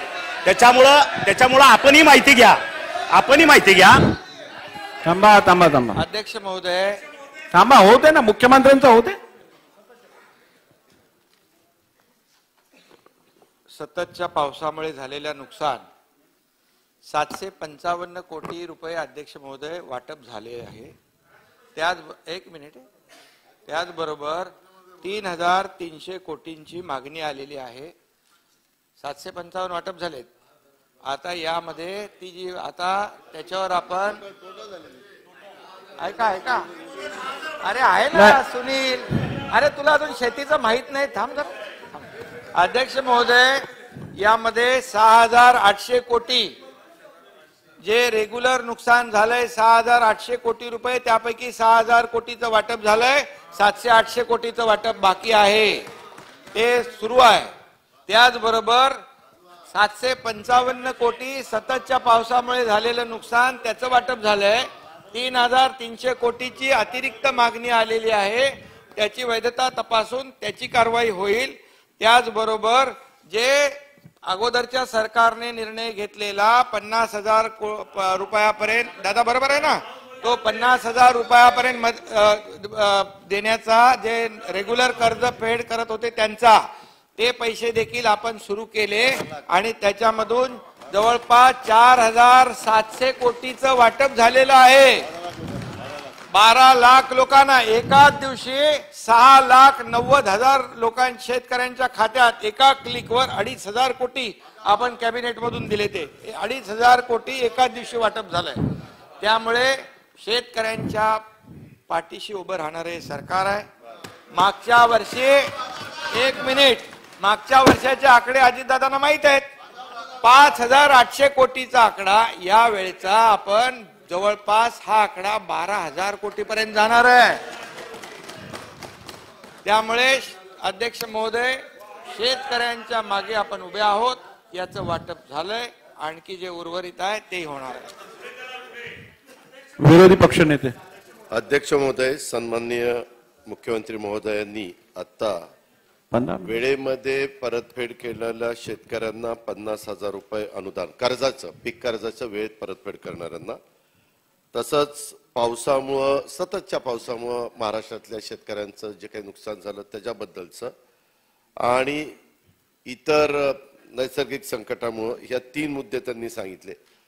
अध्यक्ष महोदय, 4,700 कोटी रुपयाचं वाटप 50,000 रुपयाप्रमाणे काही महाराष्ट्रातल्या शेतकऱ्यांना झालं असतं ते म्हणतायत. निश्चितपणे मुख्यमंत्री म्हणतात म्हणजे झालंच असेल. पण मुख्यमंत्री महोदय, मला आपल्याला सभागृहाच्या ह्या चर्चेच्या निमित्तानं एक गोष्ट लक्षात आणून द्यायची. अजून फार मोठा वर्ग अजूनही वाटपापासून वंचित आहे. त्याला आजच्या चर्चेच्या निमित्तानं आपण एक शब्द द्या महाराष्ट्रातल्या शेतकऱ्यांना, वेळेत परतफेड करणाऱ्यांना, की बाबा इतक्या तारखेच्या आतमध्ये आमचं सगळं वाटप होईल. कारण तुम्ही ज्या पुरवणी मागण्या दिल्या त्याच्यात पण काहीतरी सहकार विभागाने 1,000 वर काही कोटी रुपये दाखवलेले आहेत, कदाचित ते त्यालाच असतील. तर ते बाबा 31 मार्च पर्यंत तुम्ही देणार का किती तारखेपर्यंत देणार, ते एक महाराष्ट्रातल्या जनतेला आपल्या उत्तराच्या निमित्तानं कळावं. दुसरी गोष्ट, आपण सांगितलं 6,800 कोटी रुपयाचं वाटप होणं बाकी होतं, त्याच्यातलं 6,000 कोटी रुपये झालेलं आहे. राहिलेले 800 कोटी रुपये किती काळामध्ये पूर्ण होणार ते एक माहिती आम्हाला या निमित्तानं मिळावी. आणि तिसरं, पावसामुळे जे 3,300 कोटी रुपयाचं मदत करणार होते त्यातली फक्त 755 कोटी रुपये झालेले. आज दोन्ही बाजूच्या, तुमच्याही बाजूचे सन्माननीय सदस्य ज्यांच्या भागामध्ये सतत पाऊस पडलेला आहे आणि सततच्या पावसामुळे तिथल्या शेतकऱ्यांचं नुकसान झालेलं आहे, ते पण सगळी मागणी करतायत. आजही राज्यामध्ये तुम्ही सहज आढावा घेतला तर खूप मोठा वर्ग सततच्या पावसामुळे नुकसान झालेला असणाऱ्यांना जी तुम्ही जाहीर केलं, तुम्ही SDRF पेक्षा जास्त जाहीर केलेलं आहे, त्याच्याबद्दल आमचं काही म्हणणं नाही, चांगले निर्णय घेतला. पण राहिलेले पैसे ते 3,755 कोटी रुपये सोडून बाकीचे जवळपास 2,500 कोटीपेक्षा जास्तीची ती रक्कम आहे, ती पण म्हणजे 3 रकमा, एक वेळेत परतफेड करणाऱ्या शेतकऱ्यांचे राहिलेले पैसे, त्याच्यानंतर 800 कोटी रुपयाचे राहिलेले पैसे आणि सतत पावसामुळे झालेलं नुकसान, ह्या तिन्ही तारखा जर दिल्या तर मग आम्हालाही शेतकऱ्यांना सांगता येईल की बाबा सभागृहात प्रश्न उपस्थित राहिलेला होता, इतक्या तारखेच्या आत होणार आहे, अशा प्रकारे उत्तर देता येईल. अध्यक्ष महोदय, अगोदर तर ताई एक मिनिट, आधी तर अजितदादांनी सरकारने घेतलेला निर्णय म्हणजे 2 हेक्टरचं 3 हेक्टर आपण केले, SDRFच्या दुप्पट आपण तो निर्णय घेतला, दुप्पट पैसे म्हणजे नियम आपण NDRF सगळे बाजूला ठेवले, डबल केलं आपण, ते आपण मान्य केलं, त्याबद्दल मी आपला आभारी आहे. कारण जे निर्णय घेतला आम्ही तो तुमच्या समोर आहे आणि त्यामुळे जवळपास 6,800 कोटीतले 6,000 कोटी वाटप झालेलं आहे. जे 755 कोटी सततच्या पावसाचं नुकसान आतापर्यंत फक्त घोषणा होत होत्या, परंतु देण्याचं काम आपल्या युतीच्या सरकारने केलेलं आहे. दादा, ही वस्तुस्थिती आहे, फक्त बोलत नाही तर देतो. आणि त्याचबरोबर हे सरकार जे आहे दोन्ही हाताने सडळ हस्ताने देणारं आहे दादा, हे घेणारं नाही. त्यामुळे काय म्हणतो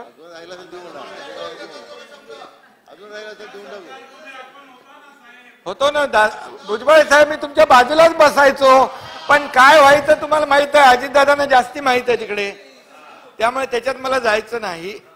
त्यामुळे आता एकच आहे की हे जे पैसे आहेत, याद्या ज्या 3,300च्या नवीन याद्या, मुख्यमंत्री बोलतायत, थांबा जरा. 3,300च्या ज्या नवीन याद्या आल्या, ती तांत्रिक समिती त्याची तपासणी करते आहे, त्याची वैधता तपासते आणि आपल्याला मी सांगतो, हे सगळे पैसे जे आपण अगोदरच्या सरकारने निर्णय घेतला 50,000पर्यंत जे देण्याचा, तो पण त्याच्यातलंही वाटप केलेलं आहे. हे सगळे पैसे 31 मार्च पूर्वी या शेतकऱ्यांना मिळतील. चला, शेवटचा प्रश्न. नाही, शेवटचा. तुमचा प्रश्नात नाव आहे म्हणून तुम्हाला शेवटचा. अध्यक्ष महोदय, माझ्या दर्यापूर मतदारसंघातील शहानूर नदीच्या प्रवाहामुळे, थांबा ना एक मिनिट, थांबा ना साहेब थांबा ना, बोला. शहानूर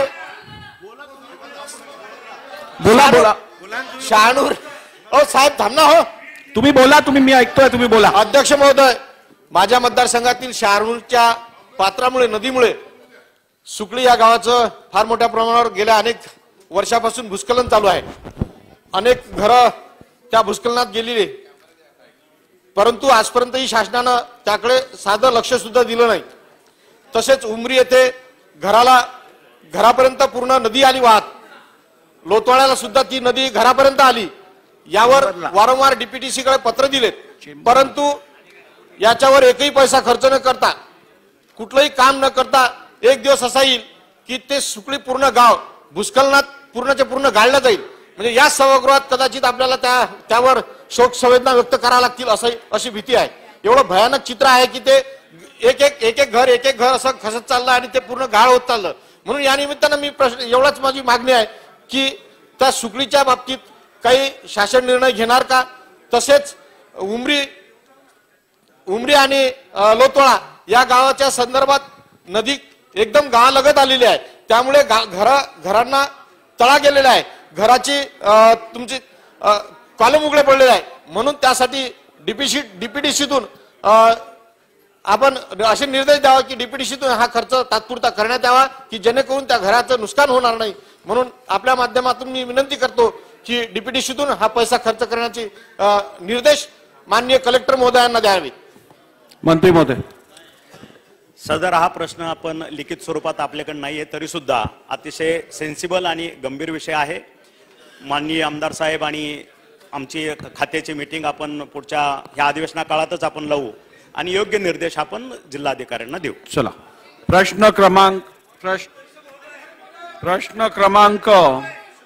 56,755. चला, प्रश्न क्रमांक 58,831. अध्यक्ष महोदय, प्रश्न क्रमांक 58,831. अध्यक्ष महोदय, छापल्याप्रमाणे. अध्यक्ष महोदय, थाने जिले में भिवंडी शहर में कामरी नदी है. अध्यक्ष महोदय, ऐतिहासिक नदी है. ये एक जमाने में पोर्ट की तरह इस्तेमाल होती थी. अध्यक्ष महोदय, आज कामवारी नदी का ये हाल है कि एक नाले में तब्दील हो गई है. अध्यक्ष महोदय, यहाँ पर अगर आप देखेंगे तो उत्तर में सम्माननीय मुख्यमंत्री महोदय ने ये कहा है कि भिवंडी निजामपुरा के ऊपर एमपीसीबी के माध्यम से केस दाखिल किया गया है. और मेरे प्रश्न के बाद जो है 15/2/2023 को एक पत्र भिवंडी निजामपुरा महानगर पालिका को लिखा गया.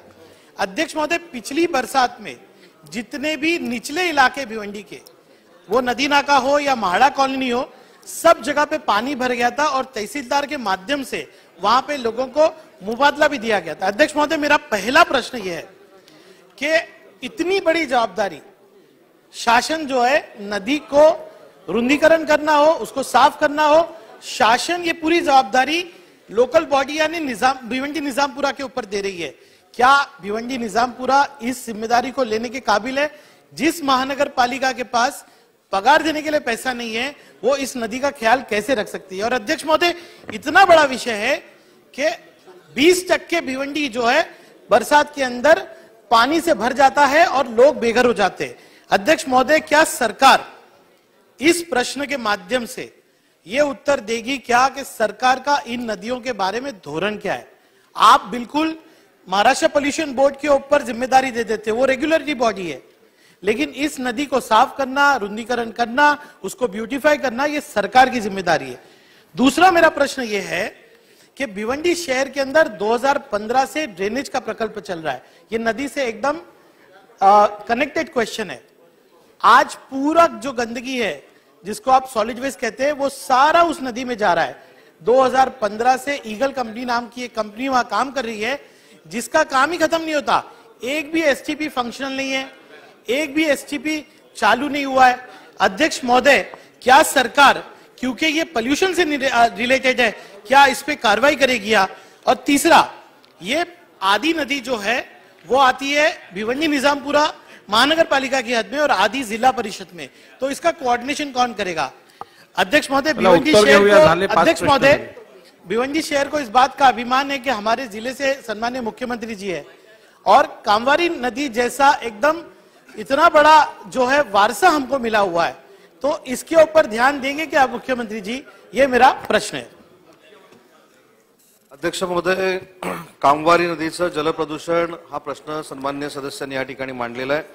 आणि एक वस्तुस्थिती खरी आहे की महानगरपालिकेच्या निधीतून कामवारी नदीचं प्रदूषण दूर होईल किंवा ती साफ होईल अशी शक्यता कमी असल्यामुळं राज्य नदी संवर्धन योजना जी आहे, या राज्य नदी संवर्धन योजनेमध्ये कामवारी नदीचा समाविष्ट करण्याचा निर्णय हा शासनाने घेतलेला आहे. दुसरा जो महत्त्वाचा प्रश्न सन्माननीय सदस्यांनी सांगितले की जे पंपिंग स्टेशन्स आहेत, ती 7 पंपिंग स्टेशन, 4 एसटीपी याची कामं पूर्ण झालेली आहेत. 13 MLD चा एसटीपी प्रकल्प सुरू झालेला आहे आणि 30 MLD प्रगतीपथावर आहे.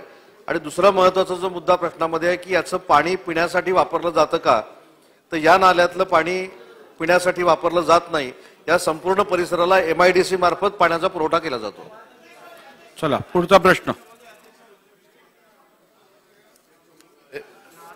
सन्माननीय रईस शेख साहेबांनी एक महत्वाचा सदस्यांनी प्रश्न उपस्थित केलेला होता.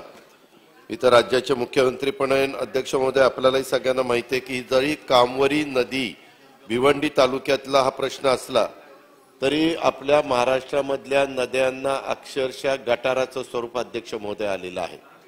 इतकी वाईट परिस्थिती आहे आणि त्यामध्ये सरकार कुणाचंही असू द्या, परंतु अध्यक्ष महोदय खूप कठोर निर्णय घेण्याची गरज आहे. कारण आपणच आपल्या शहरामध्ये चांगलं पाणी वापरतो आणि सगळं ड्रेनेजचं पाणी तिथल्या ओढ्यांच्या मार्फत त्या नद्यांना जातं आणि कॉर्पोरेशन ज्या प्रकारे तिथं लक्ष द्यायला पाहिजे, तिथं आयुक्त असतात, तिथं बाकीचे अधिकारी असतात, ते काही तिथं लक्ष देत नाही. तर राज्य सरकार असा काही निर्णय घेणार आहे का की एकंदरीत त्यांचा असणाऱ्या बजेटमधला ठराविक टक्के रक्कम ही त्यांचं ड्रेनेजचं पाणी जाणाऱ्या नद्या किंवा ओढे नाले खराब होऊ नये किंवा STP सिवरेज ट्रीटमेंट प्लांट हे बसवण्याच्या करता तिथं तशा प्रकारचे आदेश सरकार काढून एक ठराविक काळामध्ये ह्या नद्या स्वच्छ करण्याच्या बद्दलचा धोरणात्मक निर्णय राज्य सरकार घेणार का, इन्क्लुडिंग कामवरी नदी? अध्यक्ष महोदय, सन्मान्य विरोधी पक्ष नेत्यांनी जो मुद्दा उपस्थित केला अतिशय तो रास्त मुद्दा आहे आणि या नद्या आता प्रदूषित होत आहेत, या नद्यांमध्ये विना प्रक्रिया केलेलं पाणी विदाऊट ट्रीटमेंट पाणी सोडलं जातं आणि त्यामुळे मोठ्या प्रमाणावर नद्या प्रदूषित होत आहेत. या कामावरी नदीमध्ये देखील तोच विषय आहे, परंतु भिवंडीमध्ये या ठिकाणी STPची कामं सुरू आहेत. एक स्टेपिंग गार्डन इथं फक्त जे काय जागेचा वाद आहे तो मिटला की तेही काम सुरू होईल आणि एकंदरीत जे STP त्या ठिकाणी आपण करतोय 7 पंपिंग स्टेशन त्या ठिकाणी त्याचं काम सुरू आहे आणि त्यामुळे मला वाटतं हा कामावरी नदीचा जो विषय आहे प्रदूषणाचा, त्या बाबतीमध्ये जी जलपर्णी आहे, जलपर्णीसाठी जे JCB आणि हे पोकलेन लावून जलपर्णी काढतात त्याच्यामुळे काही फरक पडत नाही, ती पुन्हा जलपर्णी होते. त्यामुळे जसं उल्हास नदीमध्ये आम्ही जो प्रयोग केला डॉक्टर शेखर भडसावळे यांना बोलवून, मी स्वतः तिकडे गेलो होतो आणि जे हर्बल फवारणी केल्यानंतर तिथली आता जलपर्णी संपलेली आहे. मी सकाळीच याची माहिती घेत असताना संबंधित आमचे आयुक्त आणि प्रधान सचिव नगर विकास यांना सूचना दिलेल्या आहेत, या भिवंडीतल्या या कामावरी नदीतली सगळ्या जलपर्णी 30 टेक्निक लावून काढून टाका, त्याप्रमाणे तशा सूचना दिल्या. आणि त्याचबरोबर जे नगर विकास विभागाच्या माध्यमातून आपण हे जे काही STPs आहे, जे मलनिस्सारण प्रक्रिया जी केंद्र आपण करतोय, नगर विकास माध्यमातून आपण नगरोत्थानमधून देखील त्यांना पैसे देतोय आणि याला प्रायोरिटी आपण प्रत्येक महापालिकेला सूचना नक्की देऊ की ह्या ज्या काय तुमच्या विदाऊट ट्रीटमेंट पाणी सोडताय ते बिलकुल आपल्याला सोडता येणार नाही आणि हे पाणी उलट आपण प्रक्रिया केलेलं पाणी जे आहे याच्या पुढचा एक टप्पा जो आपण करू शकतो की टर्शरी प्लांट करून हे पाणी पुन्हा रियूज करू शकतो आपण बांधकामासाठी, सेकंडरी यूज साठी, बाकी इतर कामासाठी. याचा देखील आपण निर्णय घेतलेला आहे आणि त्याचबरोबर MIDC ला देखील आपण कंपल्शन केलंय की यामध्ये जे पुनर्प्रक्रिया झालेलं पाणी जे आहे हे सेकंडरी यूज साठी तुम्ही वापरलं पाहिजे, पिण्याचं पाणी त्याला वापरता कामा नये, अशा प्रकारचा देखील सरकारने निर्णय घेतलेला आहे. मला वाटतं भविष्यामध्ये यामध्ये ज्या ज्या प्रदूषित नद्या आहेत याचं प्रदूषण कमी होईल, यासाठी सरकार पूर्ण प्रयत्न करेल. अध्यक्ष महाराज, आता मुख्यमंत्री महोदयांनी जे उत्तर दिलं त्याच्यामध्ये त्यांनी सांगितलं, त्या एका व्यक्तीचा त्यांनी उल्लेख केला, ही गोष्ट खरी आहे, त्यांनी काहीतरी एक केमिकल काढलेलं आहे आणि ते जर त्या पाण्यावर टाकलं तर त्याच्यामधनं जलपर्णी उगवत नाही, पण बाकीच्याला पण काही धोका पोहोचत नाही. आणि त्यांनी सांगितलं आम्ही आता इथे कामनरी नदी आहे त्या नदीच्या करता तशा प्रकारचं सूचना त्यांनी आयुक्तांना ब्रीफिंगच्या वेळेस कामवारीच्या बद्दल दिलेल्या आहे. तसं पुण्यामध्ये देखील भीमा नदी जी जाते चंद्रभागा, आता इथं राहुल कुल नाहीयेत परंतु त्यांच्या भागामध्ये इतक्या मोठ्या प्रमाणावर ही जलपर्णी आहे, अशा अनेक नद्यांच्या मध्ये, तर तेच जे काही लिक्विड आहे ते त्या वेगवेगळ्या भागातल्या नद्यांना टाकण्याच्या बद्दल नगर विकासकडूनच सूचना त्या आयुक्तांना देण्यात येतील का, जेणेकरून मग तिथलंही काम व्यवस्थित होईल? अध्यक्ष महोदय, हा जो जलपर्णी काढण्याचा प्रयोग जो केलेला आहे हर्बल वापरून, पिण्याच्या पाण्याला कुठलाही धोका नाही, सगळ्या टेस्टिंग केलेल्या आहेत. त्यामुळे सेंट्रलाइज नगर विकास विभागाकडून सर्व महापालिका आयुक्त, नगरपालिका आयुक्तांना जिथे जिथे जलपर्णी आहे, जो प्रयोग यशस्वी झालेला आहे त्याप्रमाणेच त्या इतर ठिकाणी देखील हा प्रयोग करून ही जलपर्णी जी आहे हे कायमस्वरूपी नष्ट करण्याचं काम शासन नगर विकास विभागाच्या माध्यमातून तशा सूचना दिल्या जातील, जेणेकरून ती पुन्हा पुन्हा ती जलपर्णी येऊ नये म्हणून त्यासाठी सेंट्रलाइज आपण नगर विकास विभागाच्या माध्यमातून सूचना देऊ. चला लिहून घ्या.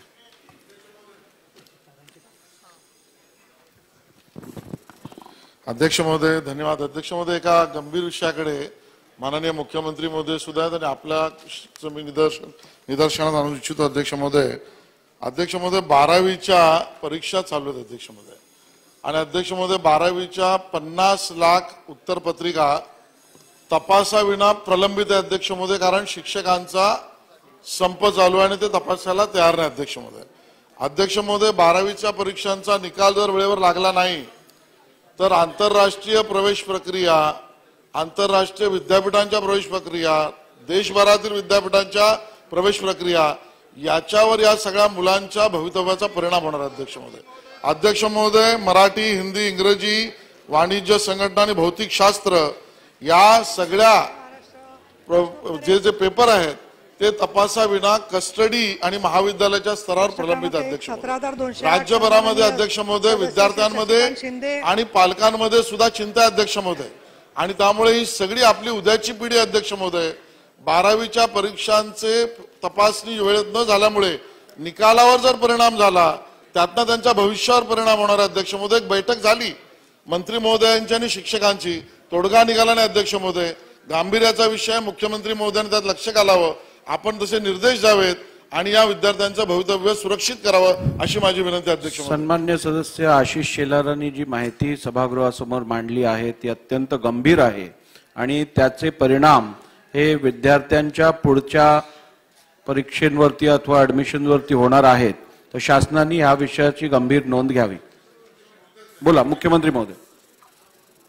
अध्यक्ष महोदय, सन्मान्य सदस्य आशिषजींनी जो मुद्दा उपस्थित केला आहे 12वी परीक्षेच्या संदर्भातला, नक्कीच शिक्षण मंत्री आज नाही, त्यांची तब्येत बरोबर नाही, पण तातडीने संबंधित अधिकाऱ्यांना मी सूचना देतो, एक बैठक लावू, त्याच्यामध्ये ज्या ज्या काही त्रुटी अडचणी आहेत त्या दूर करून कुठल्याही परिस्थितीमध्ये विद्यार्थ्यांचं भवितव्य आपल्याला महत्वाचं आहे, त्यामुळे जे जे काही उपाय करायला लागतील ते सर्व आपण करू. विरोधी पक्षनेते महोदय, मला आपल्या परवानगीनं मुख्यमंत्री महोदयांच्या एक गोष्ट लक्षात आणून द्यायची, सभागृहाच्या एक गोष्ट लक्षात आणून द्यायची. अध्यक्ष महोदय, संपूर्ण राज्यामध्ये जवळपास मुख्यमंत्री महोदय 2 लाखपेक्षा जास्त अंगणवाडी सेविका मदतनीस ह्या आपल्या मागण्यांच्या करता आता आंदोलन करतायत आणि मुंबईत आझाद मैदानावर ते आलेले आहेत. त्याच्यामध्ये विधवा काही भगिनी आहेत, काही परित्यक्त्या भगिनी आहेत आणि काही इतर महिला आहेत. अध्यक्ष महोदय, खरं तर मुख्यमंत्री महोदय तुम्ही हिवाळी अधिवेशनामध्ये त्यांनी आंदोलन केलेलं होतं नागपूरला, त्यावेळेस आपण राज्याचे प्रमुख म्हणून 26 जानेवारीपर्यंत आपल्या मागण्या मान्य करून देऊ असं आश्वासन तुम्ही त्यांना दिलेलं होतं आणि ते आश्वासन पूर्ण न झाल्यामुळं आता त्यांचं म्हणणं की 26 जानेवारी गेला, 26 फेब्रुवारी गेला, 1 महिना होऊन गेला आणि त्यांना असं वाटतं की आता आम्हाला मिळणार नाही. त्यांच्या मागण्या महागाई भत्ता, वेतन श्रेणी, इंग्लिश ॲपच्या ऐवजी मराठी ॲप आणि मोबाईल अशा प्रकारची आहे. खरं तर मुख्यमंत्री महोदय तुम्हालाही माहिती की ह्या सगळ्या भगिनी वर्गांनी मोठ्या प्रमाणावर कोविडच्या काळामध्ये चांगल्या प्रकारचं काम केलेलं होतं आणि आज ग्रामीण भागामध्ये खऱ्या अर्थाने लहान मुलांना अतिशय चांगलं अंगणवाडीचं शिक्षण देण्याचं काम ह्या भगिनी सेविका आणि मदतनीस करतायत. आणि आज आपल्याकडे सगळ्यांचं लक्ष लागून महाराष्ट्राच्या सरकारकडे राहिलेले की आता विधिमंडळाच्या अधिवेशनाच्या निमित्तानं काय आम्हाला भरीव अशा पद्धतीनं ठोस त्यांना हे पाहिजे, उत्तर पाहिजे, कारण मागच्या वेळेस काही ह्याच्याबद्दलचा मार्ग निघाला नाही 26 जानेवारीचा, त्याला काय अडचण असेल ते जास्त आपल्याला माहिती आहे. याकरता मुख्यमंत्री महोदय, अध्यक्ष महोदयांनी एक लक्षवेधी देखील लावून घेतलेली आहे आणि खूप मोठी संख्या आहे. तर ह्या संदर्भामध्ये राज्याची नक्की काय भूमिका आहे आणि त्या अंगणवाडी कार्यकर्ती, मदतनीस किंवा सेविका यांना आपण काय आश्वासन देणार आहे किंवा काय मदत करणार आहे हे जर सांगितलं, जाहीर केलं तर त्यांना पण समाधान मिळेल आणि ते पण त्यांना जो संप केलेला आहे, जे आंदोलन केलेलं आहे, ते आंदोलन ते विसर्जित करतील. ठीक आहे. भुजबळ साहेब, एक मुख्यमंत्री. अंगणवाडी मी बोलतो ना. अध्यक्ष महोदय, विरोधी पक्षनेत्यांनी अंगणवाडी संदर्भात जो मुद्दा उपस्थित केला, यापूर्वी देखील मी आणि उपमुख्यमंत्री महोदयांनी त्यांची बैठक देखील झाली, शिष्टमंडळाची चर्चा झाली, त्यांचा मानधन आणि मोबाईल आणि आणखी काही विषय आहेत, या बाबतीमध्ये सरकार पूर्ण सकारात्मक आहे. आज 1:30 वाजता देखील त्यांच्या शिष्टमंडळाबरोबर चर्चा आहे आणि त्याच्या चर्चेतून त्यांना दिलासा देणार निर्णय सरकार घेणार आहे. भुजबळ साहेब. अध्यक्ष महोदय, मी स्थगन सुद्धा दिलेला आहे, परंतु यातून मला आपल्याला सांगायचं आहे की हा प्रश्न अर्थातच मुख्यमंत्र्यांना चांगला माहिती आहे. बेळगाव कारवारमधील हजारो लोक जे आहेत आज मुंबईमध्ये येऊन त्यांनी धरणं धरलेलं आहे. म्हणजे प्रश्न जो आहे 69 वर्षापासून लटकलेला आहे. शेकडो लोकांचं त्याच्यामध्ये बलिदान झालेलं आहे आणि कोर्टामध्ये सुद्धा, सुप्रीम कोर्टामध्ये तो प्रश्न आहे. अजून कोर्टामध्ये सुद्धा तो प्रश्न जो आहे त्याचं पाऊल काही पुढे पडत नाही आहे. परंतु तोपर्यंत जे आहे या आपल्या सीमा भागातील लोकांवर प्रचंड अन्याय होतो आहे. म्हणजे रेशन कार्डापासून लहान लहान गोष्टीवर जे आहे हा मराठीमध्ये चालतच नाहीये, त्यांना कन्नडमध्येच पाहिजे आहे. अनेकांना ती भाषा येत नाही, त्याच्यामुळे त्यांना अडचणीत आहेत. मराठी शाळांसुद्धा ते बंद करतात. एवढंच नाही तर त्यासाठी जर कोणी आंदोलन करण्यासाठी बाहेर आलं तर त्याच्यावर प्रचंड लाठीमार होतो आहे आणि प्रश्नाला न्याय तर मिळत नाहीच, परंतु अनेक केसेस जे आहेत कोर्टामध्ये ह्या सगळ्या कार्यकर्त्यांवर लादल्या जातात. ही सगळी मंडळी आपल्याला सुद्धा भेटले, पवार साहेबांना भेटली, वेगवेगळ्या लोकांना भेटले. मला आपल्याला या माध्यमातून विनंती करायची, अध्यक्षांच्या माध्यमातून, की आपण या संदर्भामध्ये कर्नाटकचे जे काही मुख्यमंत्री असतील त्यांची भेट घेऊन त्यांना सांगितलं पाहिजे की जे काही होईल सुप्रीम कोर्टामध्ये हे आपण मान्य करूया, परंतु तोपर्यंत माणुसकीच्या दृष्टीने या सगळ्या छोट्या देशाचेच नागरिक आहेत आणि त्या मराठी भाषिकांवरचा हा अन्याय हा तुम्ही ताबडतोब बंद केला पाहिजे. आपल्या राज्यामध्ये सुद्धा आपण कन्नड शाळांना प्रोत्साहन देतो, ते सुरू असतात. त्या सीमा भागामध्ये सुद्धा आपण कन्नड मराठी भेदभाव न करता सगळ्यांना आपण न्याय देतो. तोच दृष्टिकोन बेळगाव कारवारमध्ये सुद्धा त्यांनी घेतला पाहिजे. उलट तिकडे सुप्रीम कोर्टामध्ये केस सुरू असताना तिथे बेळगावमध्ये जे आहे अधिवेशन घेणं, त्याच्यासाठी जे आहे विधानसभा तिथे बांधणं आणि त्याच्यावर जर कुणी जर मतप्रदर्शन करायला लागलं तर त्याच्यावर प्रचंड जो आहे लाठी हल्ला करून त्यांच्यावर केसेस टाकतायत. मला आपल्या माध्यमातून मुख्यमंत्र्यांना सांगायचं आहे की त्यांनी सुद्धा त्याच्यात भाग घेतलेला होता या आंदोलनामध्ये. तर आता आपण मुख्यमंत्री झालेला आहात तर एक तर सुप्रीम कोर्टामध्ये त्याची तर लवकर लागली पाहिजे आणि त्याच वेळेला तोपर्यंत जे आहे या भागातील लोकांवर अन्याय होणार नाही यासाठी या राज्याचे मुख्यमंत्री म्हणून आपण कर्नाटकच्या मुख्यमंत्र्यांशी किंवा ते जर ऐकत नसतील तर देशाचे गृहमंत्री, प्रधानमंत्री यांना सांगून हे चाललेले जे आहे त्यांचे हाल जे आहेत ते आपल्याला आपण थांबवणार का असा आपल्या माध्यमातून त्यांना मला विचारायचं आहे. चल नाना. अध्यक्ष महाराज, एमपीएससीच्या विद्यार्थ्यांचं आंदोलन ज्या जुन्या अभ्यासक्रमाप्रमाणे ज्या परीक्षा व्हाव्यात त्याबद्दल चाललं होतं ते सरकारने पुढाकार घेऊन ते आंदोलन त्या ठिकाणी संपवलं. अध्यक्ष महाराज, नाना भाऊ एक मिनिट, भुजबळ साहेबांचा दोष आहे. महाराज, तर त्याच्यामध्ये टेक्निकल मुद्दा असा आला अध्यक्ष महाराज, कृषी महाविद्यालयामध्ये आणि टेक्निकल कोर्सेस या त्याच्यामधल्या परीक्षेचा अजूनही घोळ त्याच्यामध्ये आहे. ते एक त्याच्यातलं सरकारने एमपीएससीला त्या पद्धतीचे कोर्सेसच्या बाबतचं स्पष्टीकरण त्या ठिकाणी देऊन त्या पद्धतीच्या परीक्षा व्हाव्यात आणि पीएसआयच्या परीक्षेच्या बद्दलचं अध्यक्ष महाराज त्या वेगळ्या परीक्षा घेतल्या जाव्यात, कारण की प्रत्येकाचा इंटरेस्ट त्याला त्याच्यात क्लब केलं गेलेलं आहे. एक स्पष्टीकरण राज्य सरकारच्या वतीनं एमपीएससीला पाठवलं तर मला असं वाटतं की विद्यार्थ्याच्या मनातलं जे संभ्रम आहे ते दूर होईल आणि त्याच्यात ते आंदोलन सातत्यानं अभ्यास करण्याच्या जागी ते आंदोलन करत बसतात, ते थांबले पाहिजे एवढंच आमचं मत आहे अध्यक्ष महाराज. त्याचं एक स्पष्टीकरण सरकारच्या वतीनं यावं. ठीक. अध्यक्ष महोदय, सन्माननीय सदस्य छगन भुजबळ साहेबांनी सीमा भागातील जे नागरिक आहेत त्यांच्या बाबतीमध्ये एक मुद्दा उपस्थित केलेला आहे. खरं म्हणजे सीमा भागातला जो विषय आहे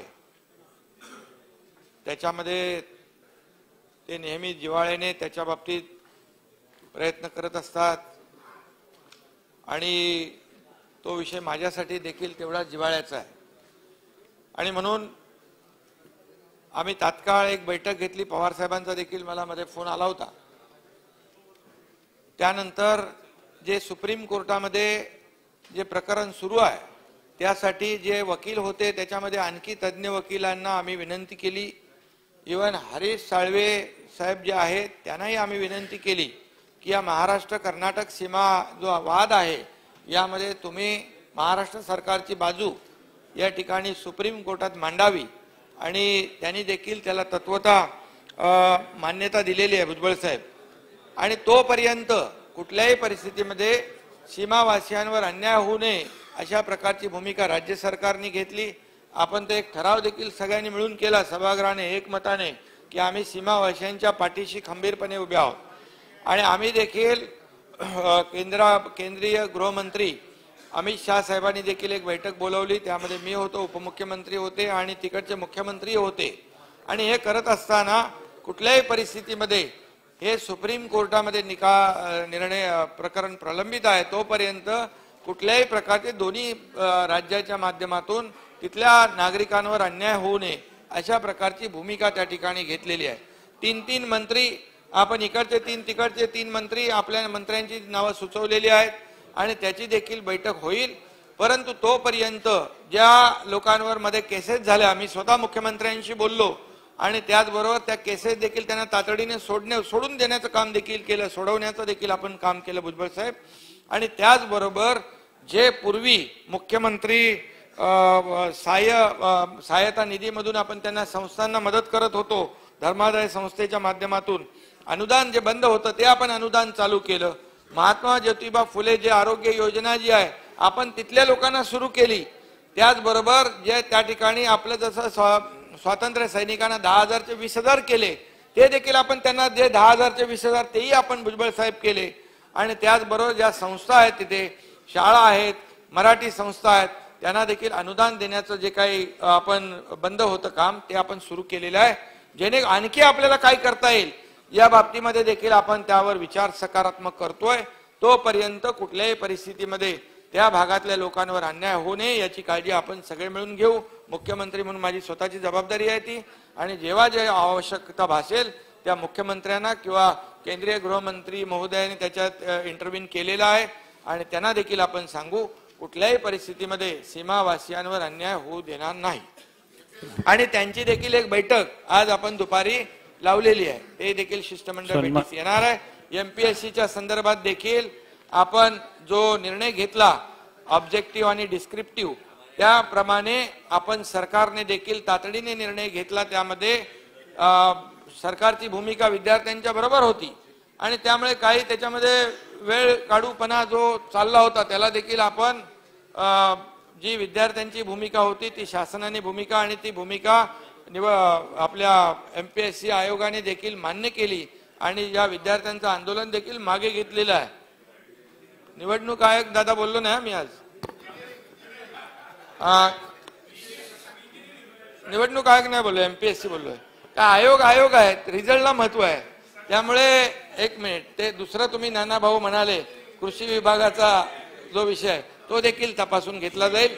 त्याच्यामध्ये 2 मतं आहेत त्यामध्ये अभियांत्रिकी आणि कृषी तर त्याच्यामध्ये देखील आपण त्या आयोगाचं मत वेगळं आहे तिथल्या जे कुलगुरू आहेत त्यांचं एक वेगळं मत आहे. ही बाब देखील तपासून घेतली या बाबतीत देखील तपासून घेतलं जाईल आणि जे विद्यार्थ्यांच्या हिताचं आहे शेवटी सरकार हे आपल्या सर्वसामान्य लोकांच्या हिताला प्राधान्य देणार आहे. नानाभाऊ त्यामध्ये आपण नक्की तपासून घेऊ आणि पुढे जाऊ. चला चौधरी साहेब नाही त्यांचा पॉइंट ऑफ इन्फॉर्मेशन शेवटचा. धन्यवाद अध्यक्ष महोदय. अध्यक्ष महोदय कालच आपण मराठी भाषा गौरव दिन साजरा केला परंतु अध्यक्ष महोदय गेल्या गुढीपाडव्याला या गौरव दिन साजरा करताना सरकारच्या वतीने विविध संस्थांच्या वतीने पक्षाच्या वतीने संपूर्ण महाराष्ट्रामध्ये हा दिन साजरा केला गेला. परंतु महाराष्ट्रातली जनता ज्या मराठी भाषा भवनाकडे डोळे लावून बसलेली आहे त्या मराठी भाषा भवनाच्या अजूनही कामाला सुरुवात झालेली नाही. गेल्या गुढीपाडव्याला माननीय मुख्यमंत्री उपमुख्यमंत्र्यांनी तत्कालीन त्याचं भूमिपूजन केलं. तर या आपल्या माध्यमातून मी सरकारला विनंती करतो, विचारू इच्छितो की या मराठी भाषा भवनाचं कामात प्रत्यक्ष सुरुवात कधी करणार. आणि अध्यक्ष महोदय, दुसरा अतिशय महत्वाचा प्रश्न आहे की समृद्धी महामार्गावरनं जाताना अनेक ठिकाणी हे वरती इंग्लिश आणि त्याच्या खालोखाल हिंदी बोर्ड आहेत, मराठी फलक नाही. कारण पिंपलगाव हे गावावरती अर्धचंद्र टाकून बनवलेलं नाव आहे, ते हिंदीतलं आहे. अशा अनेक ठिकाणी उल्लेख आहेत आणि मराठीचा उल्लेख नाही. माझ्या आपल्या माध्यमातून सरकारला विनंती आहे, आपण साऱ्या दुकानवाल्यांना आग्रह धरतोय मराठी पाट्या हव्यात, तर सरकारने जे बनवलेले उद्योग आहेत, सरकारने बनवलेल्या ज्या योजना आहेत, तिथे मराठीला प्राधान्य देणं गरजेचं आहे. आणि ह्या समृद्धी महामार्गाच्या पाट्या या मराठीमध्ये करण्यात यावं अशा आपल्या माध्यमातून विनंती करतो. कागदपत्र सभागृहाच्या पटलावर ठेवणे उद्योग मंत्री.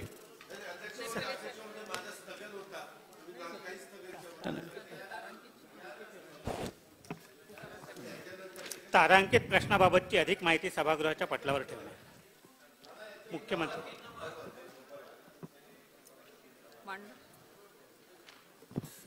माननीय अध्यक्ष महोदय, मी आपल्या अनुमतीने कंपनी अधिनियम 2013च्या कलम 395(1) मधील तरतुदीनुसार कोकण विकास महामंडळ मर्यादित मुंबई यांचा सन 2021-22 मंत्री महोदय,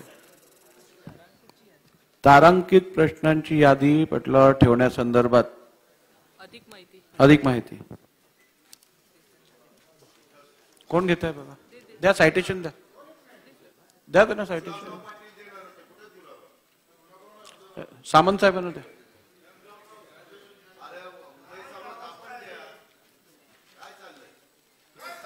अध्यक्ष महोदय, मी आपल्या अनुमतीने राज्य परिवहन महामंडळातील निवृत्त कर्मचारी व त्यांच्या वारसांना मागील 10 वर्षापासून निवृत्ती वेतन मिळाले नसल्याबाबत या विषयावरील श्रीमती मेघना साकोरे पोर्डीकर व इतर विधानसभा सदस्य यांचा तारांकित प्रश्न क्रमांक 33,387 ला दिनांक 23 डिसेंबर 2021 रोजी अनुपूरक प्रश्नोत्तराच्या वेळी दिलेल्या आश्वासनानुसार माहिती सभागृहाच्या पटलावर ठेवतो.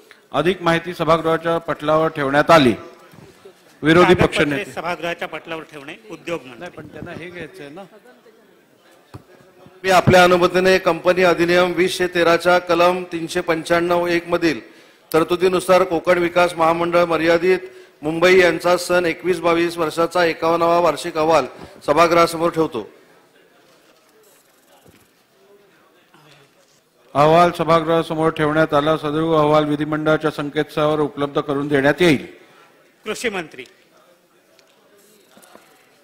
अध्यक्ष महोदय, मी आपल्या अनुमतीने महाराष्ट्र कृषी विद्यापीठाचा अधिनियम 1983चा कलम 69 अन्वये व क महात्मा फुले कृषी विद्यापीठ राहुरी यांचा सन 2021-22 या वर्षाचा वार्षिक अहवाल, ख वसंतराव नाईक मराठवाडा कृषी विद्यापीठ परभणी यांचा सन 2021-22 या वर्षाचा 50वा वार्षिक अहवाल सभागृहासमोर ठेवतो. अहवाल सभागृहावर समोर ठेवण्यात आले. सदर अहवाल विधिमंडळाच्या संकेतस्थळावर उपलब्ध करून देण्यात येतील. आज प्राप्त झालेल्या सर्व स्थगन प्रस्तावांच्या सूचनांना मी दालनात अनुमती नाकारलेली आहे. सन्मान्य विरोधी पक्षांना थोडक्यात जे मांडायचं असेल ते मांडू द्या. अध्यक्ष महोदय, एका स्थगनच्या बद्दल मगाशी चर्चा झाली, त्याच्यामुळे मी आता ते सोयाबीन, कांदा, हरभरा त्याचं काही बोलत नाही. परंतु अध्यक्ष महोदय, दुसरा एक सोयाबीन आणि कापसाला दरवाढ मिळावी म्हणून रविकांत तुपकर यांनी अध्यक्ष महोदय शेतकरी संघटनेचे नेते यांनी 11 फेब्रुवारी 2023 ला बुलढाणा जिल्हाधिकारी कार्यालयासमोर आत्मदहन करण्याचा प्रयत्न केला. अध्यक्ष महोदय, आंदोलन मोठं होतं, शेतकऱ्यांचा प्रतिसाद मोठ्या प्रमाणावर होता. शेतकरी अक्षरशः कापसाला, सोयाबीनला, तसंच ते द्राक्ष, कांदा आणि हरभरा ह्या सगळ्यामुळे हवालदिल झालेला आहे आणि त्याच्यामुळे यांनी आत्मदहनाचा इशारा दिलेला होता. राज्यातील जवळपास अध्यक्ष महोदय 50% पेक्षा जास्त शेतकरी सोयाबीन उत्पादक आहेत आणि देशाच्या सोयाबीन उत्पादनाच्या जवळपास 40% उत्पादन एकटे आपल्या महाराष्ट्रातला बहादर शेतकरी करतोय. तशाच पद्धतीनं माहिती जर अध्यक्ष महोदय घेतली तर सोयाबीनचा प्रति क्विंटल खर्च आता जवळपास 5,700 रुपये होतो आणि दर मात्र 5,500 रुपये. त्याच्यावर शेतकऱ्याला तोटा जसा कांद्याचं होतंय तसंच होतंय. त्यामुळे सोयाबीनला पिकाला दरवाढ मिळावी म्हणून ते आंदोलन होतं. तीच गोष्ट कापसाच्या पिकाची पण. बाजारभाव आहे 7,500 आणि कापसाला खर्च येतोय 8,000 रुपये क्विंटल. अशा पद्धतीनं अध्यक्ष महोदय शेतकऱ्याचं अतोनात नुकसान होतंय. म्हणून हे आंदोलन अहिंसेच्या मार्गाने लोकशाही पद्धतीनं त्यांनी केलं, परंतु त्या शेतकऱ्यांच्यावर बेछूटपणे लाठी हल्ला करण्याचं काम करण्यात आलं. त्याच्यात ज्येष्ठ नागरिक होते, महिला होत्या, लहान मुलं होती. अध्यक्ष महोदय एवढ्यावरच नाही, वार्तांकन करणाऱ्या पत्रकार बांधवांवर देखील धक्काबुक्की करत मारहाण केली. एकंदरीत लाठी हल्ला काय पूर्व नियोजित होता का काय, अशा प्रकारची एकंदरीत परिस्थिती तिथं पाहायला मिळाली. अध्यक्ष महोदय, ह्याच्यामध्ये तुपकरांना भेटायला अनेक त्या भागातले माजी विधानसभा सदस्य, आजी विधानसभा सदस्य जात होते, परंतु त्यांना दवाखान्यात भेटायला देखील परवानगी दिली जात नव्हती. अध्यक्ष महोदय, आपलं लोकशाही आपण सगळीजण कामं करतो आणि पुरोगामी राज्य आहे. अशा वेळेस कुणाला तरी दवाखान्यात भेटायला जाताना तिथं जाऊन द्यायचं नाही, ह्याच्यातनं एक वेगळी गैरसमज आणि वेगळा अर्थ बाहेर निघतो. अध्यक्ष महोदय, मी थोडंसं या खोलामध्ये गेलो. ह्याच्यामध्ये पोलीस अधिकाऱ्यांनी जाणून बुजून ह्या सगळ्या आंदोलनकर्त्यांना, रविकांत तुपकरांना आणि त्या शेतकऱ्यांना त्रास देण्याचा प्रयत्न केलेला आहे. एक सहाय्यक पोलीस निरीक्षक दर्जाचा अधिकारी या प्रकरणात असल्याची कुजबूज स्थानिक तिथल्या शेतकऱ्यांच्या मध्ये होती. या प्रकरणी सखोल चौकशी करून दोषी पोलीस अधिकाऱ्यांच्यावर तात्काळ कारवाई करावी. आणि अध्यक्ष महोदय, माग सरकारमध्ये असतानाच आम्हीच लोकांनी निर्णय घेतला होता की शेतकऱ्यांचं ज्यावेळेस आंदोलन होत असतात त्यावेळेस त्यांच्यावर लाठीचार्ज किंवा इतर काही गोष्टी करायच्या नाही, समंजस भूमिका घेऊन. कारण शेतकरी शेवटी आपल्याच महाराष्ट्रातला आहे, तो काही इतकं टोकाची भूमिका घेत नसतो. त्याला नीट समजावून सांगितलं तर तो ऐकत पण असतो. फक्त त्यालावर अन्याय होऊ नये हीच त्याच्या पाठीमागची भूमिका. म्हणून त्या अनुषंगाने मी हा स्थगन मांडलेला होता. अध्यक्ष महोदय. नानाभाऊ महाराज, आपल्याला अध्यक्ष महाराज एक गंभीर बाब आहे. अध्यक्ष महाराज, तो तुमचा अधिकार होता आणि तुम्ही स्थगन आमचा नाकारला, पण अध्यक्ष महाराज एक गंभीर बाब आहे. अध्यक्ष महाराज, नाफेडच्या माध्यमातून तूर आणि हरभरा खरेदी करण्याचा निर्णय झाला. ऑनलाईन त्या ठिकाणी त्यांचं रजिस्ट्रेशन करायचं होतं, त्या ठिकाणी शेतकऱ्यांची लाईन लागलेली होती. अध्यक्ष महाराज, आणि काल दुपारी 12:30 वाजता एकाएक पोलिसांनी शेतकऱ्यावर लाठीचार्ज करावा. काय राज्य काय हुकुमशाहीकडे चाललंय अध्यक्ष महाराज? हुकुमशाहीकडे चाललंय अध्यक्ष महाराज. शेतकऱ्यावर, अन्नदात्यावर या पद्धतीचा लाठीचार्ज करावा अध्यक्ष महाराज. अध्यक्ष महाराज, याचं उत्तर सरकारला द्यावं लागेल अध्यक्ष महाराज, द्यावं लागेल अध्यक्ष महाराज. अध्यक्ष महाराज, घटना कशी झाली अध्यक्ष महाराज? निरपराध शेतकरी उन्हा पावसात हिवाळ्यात आपलं पीक पिकवतो, या देशाच्या जनतेचं पोट भरतो.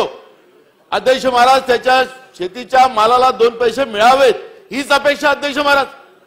पण अध्यक्ष महाराज, शेतकरी त्या ठिकाणी उभा झाल्यानंतर यांच्या पोलिसांनी अध्यक्ष महाराज त्यांच्यावर लाठीचार्ज करावा. हे सरकार काय हुकुमशाही आहे? सरकारने उत्तर दिलं पाहिजे. कुठल्या पोलिसांनी? तुमचा आदेश होता का? याचं उत्तर आपल्याला दिलं पाहिजे. तुमचा आदेश होता का? तर मग अध्यक्ष महाराज, चला आम्ही त्याच्याकडे. अध्यक्ष महाराज, यांचा आदेश होता की पोलिसांनी स्वतः लाठीचार्ज केला, हे तातडीने या सभागृहाला सांगितलं पाहिजे अध्यक्ष महाराज. त्याचप्रमाणे अंगणवाडी सेविका, त्यांचाही विश्वासघात या लोकांनी केला अध्यक्ष महाराज. लाखोच्या तादादमध्ये त्या ठिकाणी आता अंगणवाडी सेविका आलेल्या आहेत. त्यांच्या मागण्या काय अध्यक्ष महाराज? त्यांच्या मागण्या अशा आहेत अध्यक्ष महाराज. नानाभाऊ, विरोधी पक्षाने त्या ठिकाणी त्यांनी मांडलंय. अध्यक्ष महाराज, त्यांना सेवेत नियमित करण्याचा बाबतचा विषय आहे. त्यांना मोबाईलमध्ये अध्यक्ष महाराज पोषण ट्रॅकर जे मराठीत करण्याचं, त्याला इंग्रजीत सांगतात अध्यक्ष महाराज. हे लोक आहार व इंधनाचे दर वाढे, महागाई वाढली अध्यक्ष महाराज, त्याचा इंधनाची वाढ केली नाही अध्यक्ष महाराज. आणि अध्यक्ष महाराज, त्यांच्या भाडेवाढ. अध्यक्ष महाराज, आमची भूमिका एकदम स्पष्ट अध्यक्ष महाराज. हे सरकार शेतकरी विरोधी आहे अध्यक्ष महाराज. हे कर्मचारी विरोधी या सरकारचा आम्ही निषेध करतो. लक्षवेधी सूचना लक्षवेधी क्रमांक 1. चला लक्षवेधी क्रमांक 1. अध्यक्ष महोदय लक्षवेधी क्रमांक अतुल भाटकर जी बोला. मंत्री कोण आहे? पुकारा लक्षवेधी क्रमांक 1 पुकारले ना. बसा. मंत्री महोदय अध्यक्ष बसा. महोदय, नानाभाऊ एक मिनिट. नानाभाऊ नानाभाऊ बसा. नानाभाऊ 2 मिनिटं बसा. मुंडे साहेब आवाज साहेब सगळ्यांनी बसा. अध्यक्ष महोदय अंगणवाडी सेविकाच्या बद्दल दादा बोलले होते. विरोधी पक्षनेता तुमचं एकच आहे का वेगळं काय? अरे एक मिनिट नानाभाऊ बसा. त्यांचं होऊ दे ना. असं कसं मिनिट.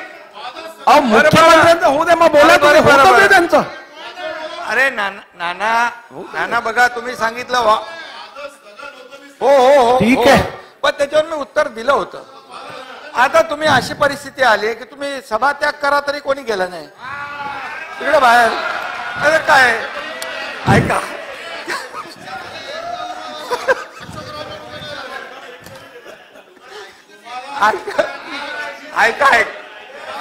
अहो बोलू दे.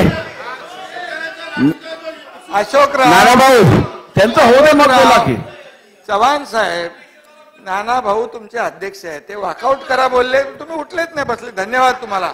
आणि मी काय म्हणतो नाना भाऊ सरकार संवेदनशील आहे. शेतकऱ्यांच्या तोंडाला पानं पुसण्याचं काम कोणी केलंय राज्याला माहित आहे. तोंडाला पानं पुसण्याचं काम कोणी केलंय राज्याला माहित आहे. आणि 12,000 कोटी रुपये या सरकारने दिलेत. 12,000 कोटी रुपये तुम्ही. आणि तुम्हाला मी सांगतो हे सरकार संवेदनशील आहे. आणि म्हणूनच नियमाच्या बाहेर जाऊन एनडीआरएफच्या बाहेर जाऊन आम्ही पैसे दिले. आणि म्हणून बसा. नाना भाऊ बसा.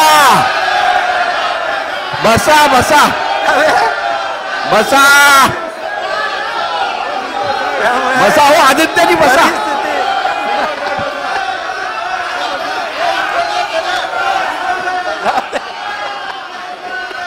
ठीक आहे.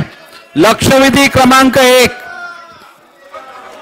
अध्यक्ष महोदय लक्षवेधी क्रमांक 1. मंत्री महोदय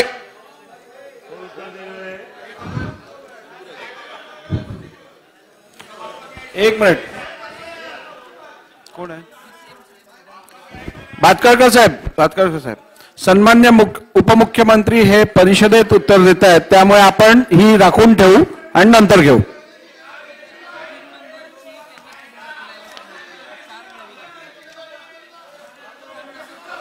लक्षवेधी क्रमांक 4. थांबा जरा ऐका. तर मी सांगितलेलं ऐकत नाही आणि मग परत तोच प्रश्न विचार. बसा. पहिली खाली बसा. अहो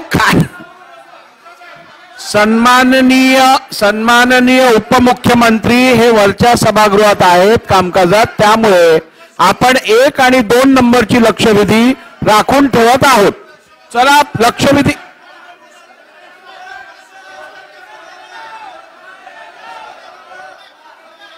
काय झालं? चला घ्या.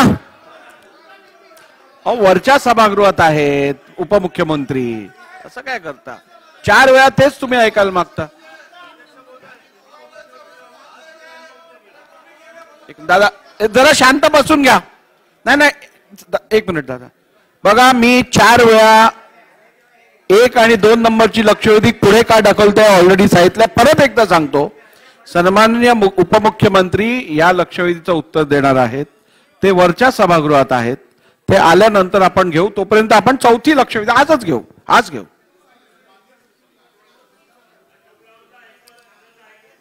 चला लक्षवेधी क्रमांक 4. आवाज साहेब पहिली तुम्ही लक्षवेधी घ्या मग इन्फॉर्मेशन द्या. पहिली लक्षवेधी अजून सुरू करणार आता पॉइंट ऑफ इन्फॉर्मेशन देतो ना. अध्यक्ष महोदय आता नुकतंच डीसीएम वरती आल्यावर घेऊ. महापालिका आयुक्त चहल यांनी पत्रक काढलंय आणि त्या पत्रकामध्ये असं म्हटलंय की ह्याच्या पुढे मुंबईतली जी काही कामं द्यायची असतील ती पालकमंत्र्यांच्या थ्रू पालकमंत्र्यांच्या परवानगीने द्यायची. आमदार खासदारांनी पालकमंत्र्याला द्यायची आणि पालकमंत्र्यांनी मग ठरवायचं कसं काय करायचं ते. ही नवीन पद्धत काय काढली चहल साहेबांनी हे जरा आम्हाला माहिती मिळाली पाहिजे सभागृहाला. या सगळ्या पद्धती बदलत आहेत त्या काय 75,000 कोटीवरती डोळा ठेवून सगळं करण्यात येते की काय? म्हणजे शिवसेनेला संपवण्याचा हा डाव चहल सहभागी झालेत की काय? अध्यक्ष महोदय उत्तर हवंय. असं कसं काय चहल आदेश करू शकतात? प्रशासकीय त्यांचं डिसिजन असेल त्याबद्दल शासन योग्य निर्णय घेईल. आता लक्षवेधीवरती या तुम्ही. लक्षवेधीवरती या. द्यायला सांगा. लक्षवेधी घ्या तुम्ही. पण तुम्ही उत्तर तर द्यायला सांगा. नाही असं तुम्ही हे बघा. एक मिनिट आवाज साहेब एक लक्षात घ्या. तुम्ही माहितीचा मुद्दा इकडे मांडलाय. पॉइंट ऑफ इन्फॉर्मेशन सभागृहाने त्याची नोंद घेतली आहे. तुम्ही आता लक्षवेधीवर बोला. लक्षवेधी क्रमांक 4. अध्यक्ष महोदय आपण कुष्ठरुग्णासंबंधी हा लक्षवेधी क्रमांक 4 लक्षवेधी क्रमांक 4. मंत्री महोदय अध्यक्ष महाराज ठीक आहे. अध्यक्ष महाराज एकच चालतं. अध्यक्ष महोदय बसा हो बसा बोलतो सांग.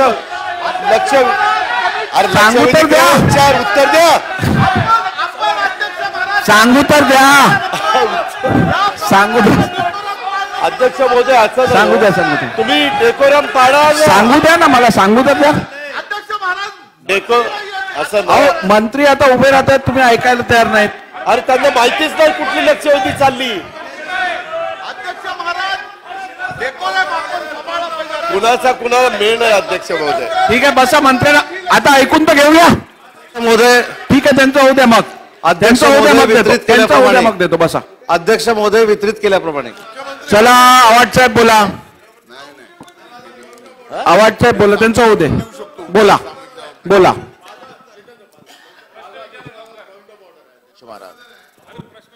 Point of order. एक मिनिट. अध्यक्ष महाराज मी तुम्ही आमचे रक्षक आहात अध्यक्ष महाराज.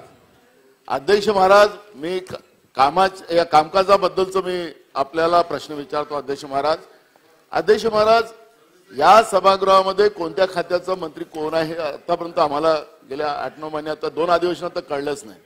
आज पण अध्यक्ष महाराज आता हा महत्वपूर्ण ही लक्षवेधी या ठिकाणी लागलेली आहे. अध्यक्ष महाराज मंत्रिमंडळाचाही विस्तार होत नाही तो त्यांचा प्रश्न आहे. का नाही करत तो त्यांचा. पण या राज्याच्या जनतेचं जे काही नुकसान होत आहे ते काही भरून निघणार नाही अध्यक्ष महाराज. यांना पाठीशी घालायचं काही कारण नाही अध्यक्ष महाराज. अध्यक्ष महाराज सन्माननीय सदस्यांनी विचारलेल्या प्रश्नाचं उत्तर सुद्धा या ठिकाणी मंत्री त्या खात्याचे नसतील ते आपल्याला उत्तरही देत नाही. अध्यक्ष महाराज काय चाललं काय अध्यक्ष महाराज? आम्हाला तुम्ही लोकांनी न्याय दिला पाहिजे अध्यक्ष महाराज. अध्यक्ष महाराज हा गंभीर प्रश्न. अध्यक्ष महाराज हे सभागृह काय गमतीसाठी नाही अध्यक्ष महाराज. या राज्याच्या 14 कोटी लोकांच्या भावना आहेत अध्यक्ष महाराज. त्यांचे प्रश्न आहेत अध्यक्ष महाराज या ठिकाणी. आणि या पद्धतीने हे सभागृह चालत असेल अजिबात नाही चालणार अध्यक्ष महाराज. या अध्यक्ष महाराज तुमचा अधिकार आहे अध्यक्ष महाराज. अध्यक्ष महाराज तुमचा अधिकार आहे. नोंद घेतली आपण मांडलेल्या पॉइंट ऑफ ऑर्डरची नोंद घेतली आहे. शेलार साहेब बोला.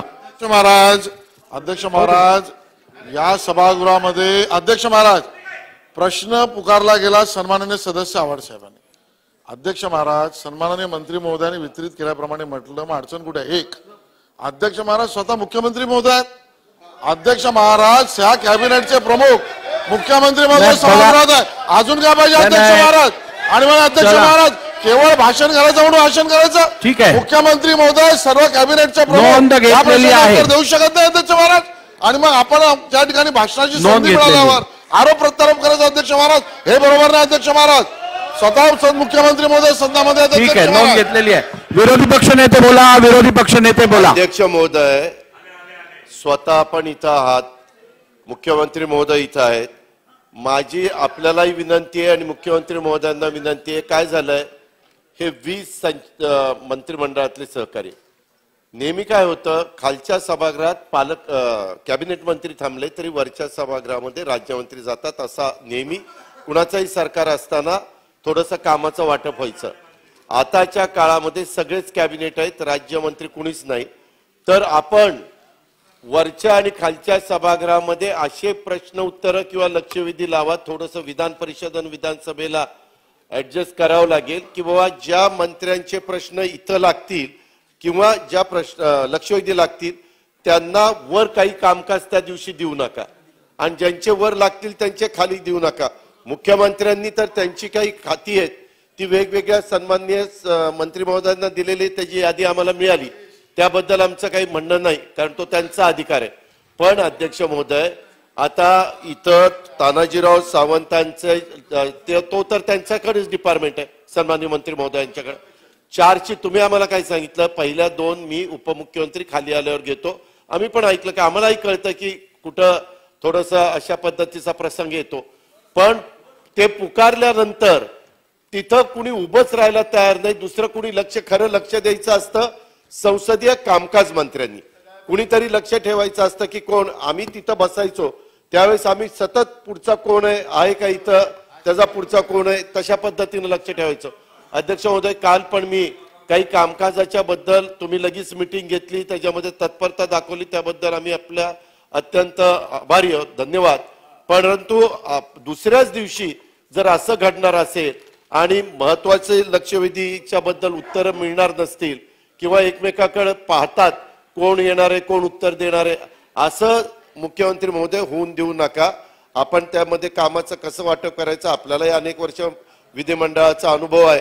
पण ह्या गोष्टी असा प्रसंग आला तर आम्ही उठणार, आम्ही बोलणार, ते आमचं कामच आहे, आम्ही लक्षात आणून देणार.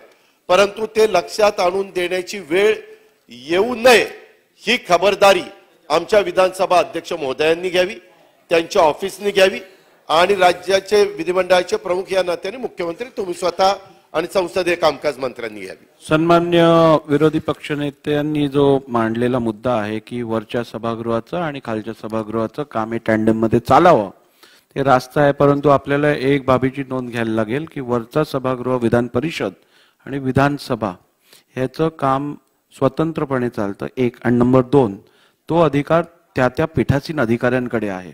त्यामुळे आपण वरच्या सभागृहाला तसे निर्देश देऊ शकणार अथवा ते आपल्याला सांगू शकणार, परंतु समन्वय जास्तीत जास्त कसा ठेवता येईल याबद्दल आपण विचार करून योग्य निर्णय घेऊ. चला, लक्षवेधी क्रमांक 4. लक्षवेधी क्रमांक 4 आपल्याप्रमाणे वितरित केला.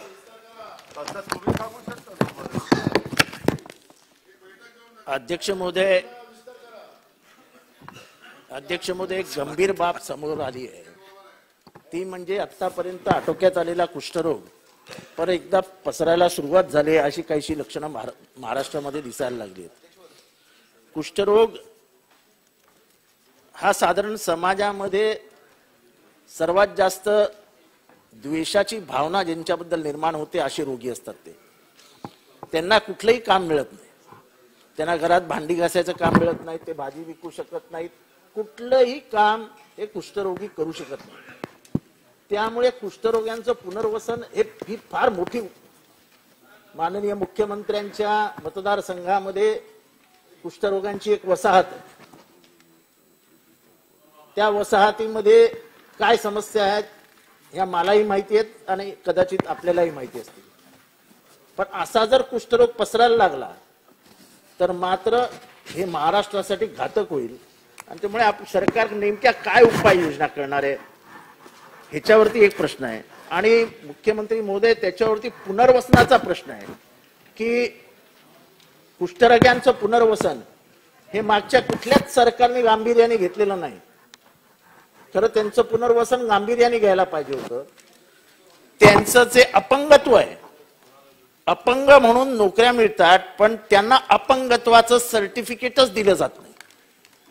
म्हणजे आता एवढे 4ही बोट गेल्यानंतर त्यांना जर अपंगत्वाचं सर्टिफिकेट मिळणार नसेल आणि नोकऱ्या मिळणार नाही, काही जण बोट वगैरे गेल्यानंतर त्यांच्यातले जंतू गेलेले असतात, म्हणजे ते फ्री ऑफ कुष्ठरोगामधनं ते निघालेले असतात. पण अशांनाही समाजामध्ये एक प्रकारचं म्हणजे नॅचरल हे आहे की भाजी वगैरे कोणी घेणार नाही. म्हणून मी एक पूर्वीपासून प्रस्ताव दिला होता की जे कुष्ठरोग फ्री झाली आहेत पण जे अफेक्टेड आहेत त्या लोकांना सरकारने अपंगत्वाचं सर्टिफिकेट जरी दिलं तर त्यांना एक 5% रिझर्वेशन मधनं नोकऱ्या मिळू शकतील. काय झालंय की ते आता त्याच्यातनं बाहेर आलेत, ते त्याच्यातच राहिलेत, त्यांना संजय गांधी निराधारची काही रक्कम मिळत नाही. सर्वात महत्वाची गोष्ट म्हणजे जे मी इथे बोलू नये पण पूर्वी मुंबईत जी दारू जायची ती दारू सगळी या लेपर कॉलनीज मधनं जायची. म्हणजे हे कदाचित चुकीचं ठरेल पण त्याच्यामुळे त्यांना एक उत्पन्नाचं साधन होतं. R.R. पाटील साहेबांनी एका प्रकरणामध्ये जेव्हा अनेक मृत्यू झाले त्या दारूच्या निमित्ताने त्यामुळे या दारूच्या सगळ्या भट्ट्या बंद करून टाकल्या. त्याच्यानंतर तर ते उपाशीच मेलेत. मी त्याचं समर्थन करत नाही पण त्यांच्यासाठी काहीतरी उद्योग धंदा त्यांना काहीतरी पैसे मिळतील अशी काहीतरी सोय करावी. नाहीतर ते आपले बिचारे ते प्लास्टिक ते असं कापड लावून ते दाराजवळ येतात गाडीच्या आणि बिचारे भीक मागत असतात. खरं ते भीक मागण्यासाठी हे नाही आहेत. त्यांना जर सरकारने विचारांती एक चांगली भूमिका घेतली एक कृतिशील भूमिका घेतली तर आपण मला वाटतं एक ऐतिहासिक काम करू शकू आणि त्या कुष्ठरोग्यांचं पुनर्वसन करू शकू. तर आपण हे कराल का एवढंच फक्त प्रश्न आहे.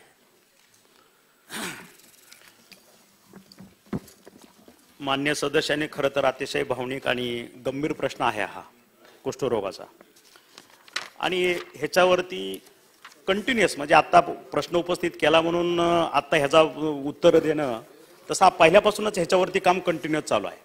पण मध्यंतरीच्या काळामध्ये कोविडच्या काळामध्ये ह्याचं सर्वेक्षण आहे ते थोडं कोरोनाकडे कॉन्सन्ट्रेट केल्यामुळं हे थोडं ह्याचं सर्वेक्षण मागं पडलं आणि त्याच्यामुळे जो आकडा आपल्याला दिसतोय की आतापर्यंत ह्याच्यामध्ये 17,000 ह्यावेळेस 17,014 हे शोध मोहीममध्ये आपल्याला इतके रोगी ह्या ठिकाणी सापडले. हे एवढे रुग्ण ह्या ठिकाणी मिळाले.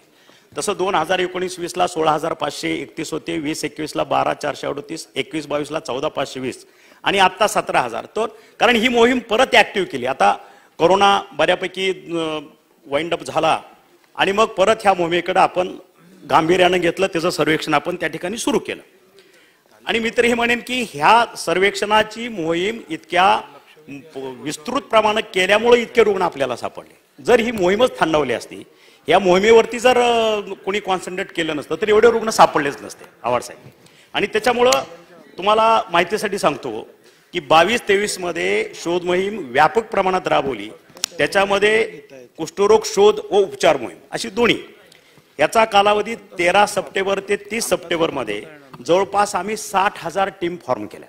60,000 आणि त्या टीमतर्फे गावोगाव प्रत्येक गल्लीत प्रत्येक सोसायटीमध्ये त्याचं सर्वेक्षण केलं आणि सर्वेक्षण जी टीम होती एक पुरुष आणि एक महिला आशा वर्कर आपल्या आशाताई यांना आम्ही प्रशिक्षण दिलं की कसं ते आयडेंटिफाय करायचं. मग तो डाग असेल काय असेल मग त्याची सिरियसनेस कुठला जर आणखी तुम्हाला जर डाऊटफुल असेल तर मग आपले PSCकडनं त्याचं चेकिंग करून घ्या आणि मग त्या पद्धतीचं असलं तर मेडिसिन त्या ठिकाणी उपलब्ध करून त्या ठिकाणी तो कोर्स पूर्ण करायचा. अशा पद्धतीचं एक भूमिका त्या ठिकाणी घेतली आणि एकूण सर्वेक्षणामध्ये जवळपास आम्ही 8,66,00,000 स्त्री पुरुषांचं सर्वेक्षण केलं त्या ठिकाणी आणि त्याच्यामध्ये ह्या टीममधून आम्हाला लक्षात आलं की 3,67,377 एवढे संशयित रुग्ण सापडले. मग त्याच्यात महिला पुरुष आणि बालक सगळे आले त्याच्यामध्ये आणि त्यापैकी जे रक्तदान ह्याच्यामध्ये रुग्ण निदान झालं ते 6,731 एवढ्या लोकांच्या मध्ये सापडलं आणि त्याच्यावरती आता बहुविध उपचार पद्धती सुरू केलेली आहे. आणि आता हा झाला म्हणजे आपला रेग्युलर कार्यक्रम आहे हे होऊच नाही. म्हणजे केंद्रानं सुद्धा आपल्याला डायरेक्टिव्ह दिलेले आहेत की 2027 पर्यंत कुष्ठरोग पूर्ण निर्मूलन जसं पोलिओ निर्मूलन आपण केलं त्या पद्धतीचं कुष्ठरोग सुद्धा निर्मूलन व्हायला पाहिजे. हा केंद्रानं सुद्धा आपल्याला उपक्रम दिलेला आहे आणि आपल्या शासनानं सुद्धा तो उपक्रम आपण राबवतोय. हा एक मुद्दा. पण ह्याच्यापेक्षा सुद्धा जो तुम्ही कळीचा मुद्दा उपस्थित केला कुठला ह्या लोकांना जर अपंगाचं सर्टिफिकेट दिलं शासनाच्या माध्यमातून ह्यांना कुठला रोजगार उपलब्ध झाला मग ह्या लोकांची उपजीविकेचं साधन काय. कारण समाज पुन्हा बघताना ह्या लोकांकडे थोड्या वेगळ्या भावनेतनं बघतो आणि म्हणून हे कुठंतरी मग भीक मागणे ह्यांना ते तसं नाईलाज असतो त्यांना भीक मागायला यावं लागतंय आपल्याकडं त्या अवस्थेमध्ये. आणि म्हणून मला वाटतं की ह्या भूमिकेशी मी आपल्या सहमत आहे.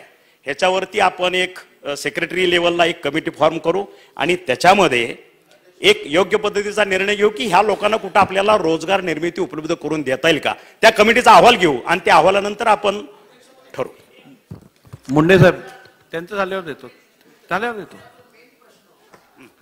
अध्यक्ष महोदय, देतो हा काही कुठला राजकीय वाद नाही आपला.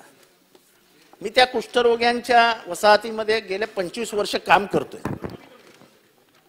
आणि मूळ अपेक्षा माझी मुख्यमंत्र्यांकडनं आहे, कारण का ही स्टेट पॉलिसी आहे. अपंगत्व त्यांचं 80% होतं, कधी कधी 70% होतं. मग त्यांना अपंगत्वाचं आणि फ्री ऑफ ते म्हणजे कुष्ठरोग मुक्त झाल्यानंतर अपंगत्वाचं सर्टिफिकेट मिळाल्यानंतर त्यांना महापालिकेत, शासनात कुठेही नोकऱ्या का नाही मिळत. आणि आपण सिव्हिल हॉस्पिटलला डायरेक्टिव्ह देणार आहात का की जर तो रोगी कुष्ठरोग मुक्त झाला आहे तर कुष्ठरोग मुक्त पण 40% 50% अपंगत्व असं जर सर्टिफिकेट मिळालं तर त्याला नोकरी मिळणं सोपं होईल का. लोक त्याच्या बाजूला काम करायला घाबरतात. म्हणजे एखाद्याने कुष्ठरोग मुक्त माणसाने भाजीची गाडी लावली त्याच्या हाताकडे बघून लोक त्याच्याकडनं भाजी घेणार नाही. एवढा एक गैरसमज लोकांच्या मनात आहे. तसं बघायला गेलं, आता मला माहित नाही फिगर्स कशा वाढल्यात, पण कुष्ठरोग इतक्या जोराने वेगाने पसरत नाही.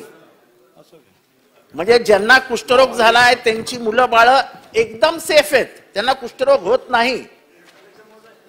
त्याच्यामुळे माझा एक स्पेसिफिक प्रश्न आहे की आपण हे सगळं माणुसकीच्या दृष्टिकोनातनं एक पॉलिसी म्हणून त्यांच्या उपजीविकेचं साधन जे आता संपलेलं आहे त्या उपजीविकेचं साधन म्हणून त्यांना अपंगत्वाचं सर्टिफिकेट फ्री ऑफ कुष्ठरोग असं जर दिलं तर मला वाटतं की ते चांगलं होईल. त्याच प्रश्नावरती आपण बोलतोय मगापासून की अपंगत्वाचं सर्टिफिकेट आपण देतोच, त्यांना देतोय. आणि राहिला विषय नोकरीचा. हो दे आवाज साहेब, उत्तर हो दे ना. आपण बसा, आपण बसा. समजा अपंगत्वाचं नाही चल अपंगत्वाचं सर्टिफिकेट आपण देतोय, देत नसेल तर आपण त्याला ते भाग पाडू, आदेशित करू.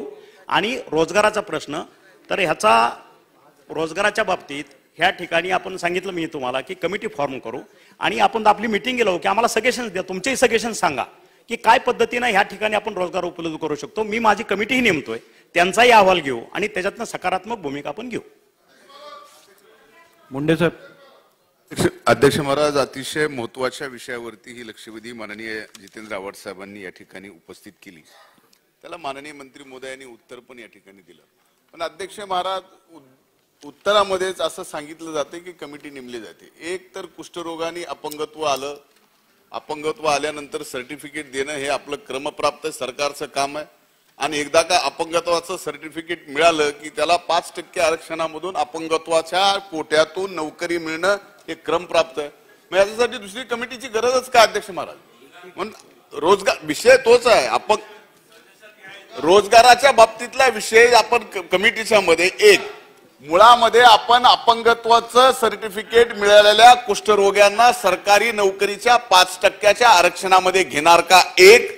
प्रश्न क्रमांक 2 की ज्या कुष्ठरोग्यांना नोकरी मिळणार नाही, अपंग आहेत, पण त्या अपंगत्वामध्ये अपंगी निवृत्ती वेतन जी योजना आपली आहे, ज्या 5 योजना आहेत संजय गांधी निराधारापासून त्या योजनेचा फायदा आपण त्या कुष्ठरोग्यांना देणार का, 2. या 2 प्रश्नाची उत्तर अध्यक्ष पाहिजे.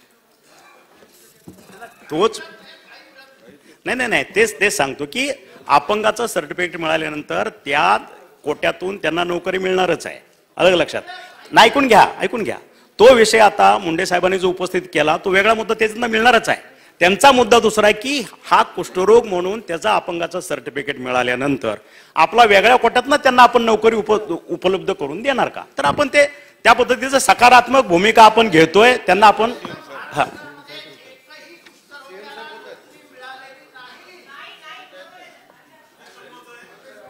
नाही. मंत्री महोदय एक मिनिट. सन्मान्य सदस्यांनी विचारलेला प्रश्न असा आहे की सर्टिफिकेट मिळाल्यानंतर त्यांना जो विकलांगांसाठी किंवा अपंगांसाठी नोकऱ्या दिल्या जातात त्यात त्यांना समाविष्ट केलं जाणार का, एक. आणि जर केलं जाणार असेल तर आतापर्यंत तसं झालेलं आहे का, समाविष्ट काही केलेले आहेत का, असा त्यांचा थोडक्यात प्रश्न आहे. आपण ह्या 5% त्यांना सर्टिफिकेट दिल्यानंतर नोकरी मिळणं क्रमप्राप्त आहे त्याच्यातून, आणि अशा पद्धतीचं कुष्ठरोगांना सर्टिफिकेट दिल्यानंतर त्यांना समावेश केला का याची माहिती घेऊन तुम्हाला मी उत्तर देतो. ठीक आहे, ठीक आहे. सन्मान्य सदस्य जितेंद्र आव्हाड, धनंजय आणि इतरही सदस्यांनी देतो कुष्ठ रोगांच्या बद्दल अतिशय जिव्हाळ्याचा आणि महत्त्वाचा प्रश्न या ठिकाणी लक्षवेधीच्या माध्यमातून उपस्थित केला आहे. खरं म्हणजे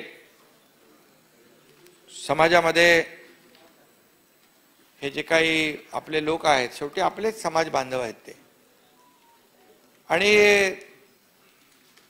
एकतर त्यांनी इतर काही वस्तू बनवलेल्या, इतर जे लोक बनवतात त्या वस्तू दुसरे लोक घेऊ शकत नाहीत. मग त्याच्यामध्ये खाद्यपदार्थ असतील किंवा आणखी काय असेल, परंतु यामध्ये जे अनेक वर्ष काम करतायत, या कुष्ठरोग्यांची सेवा करतायत, विकास आमटे असतील, प्रकाश आमटे असतील, इतर जे लोक आहेत यामध्ये तज्ज्ञ लोक आहेत, या आयुष्य त्यांनी या वर्गासाठी वाहून घेतलेलं आहे. मला वाटतं याची व्याप्ती खूप मोठी आहे.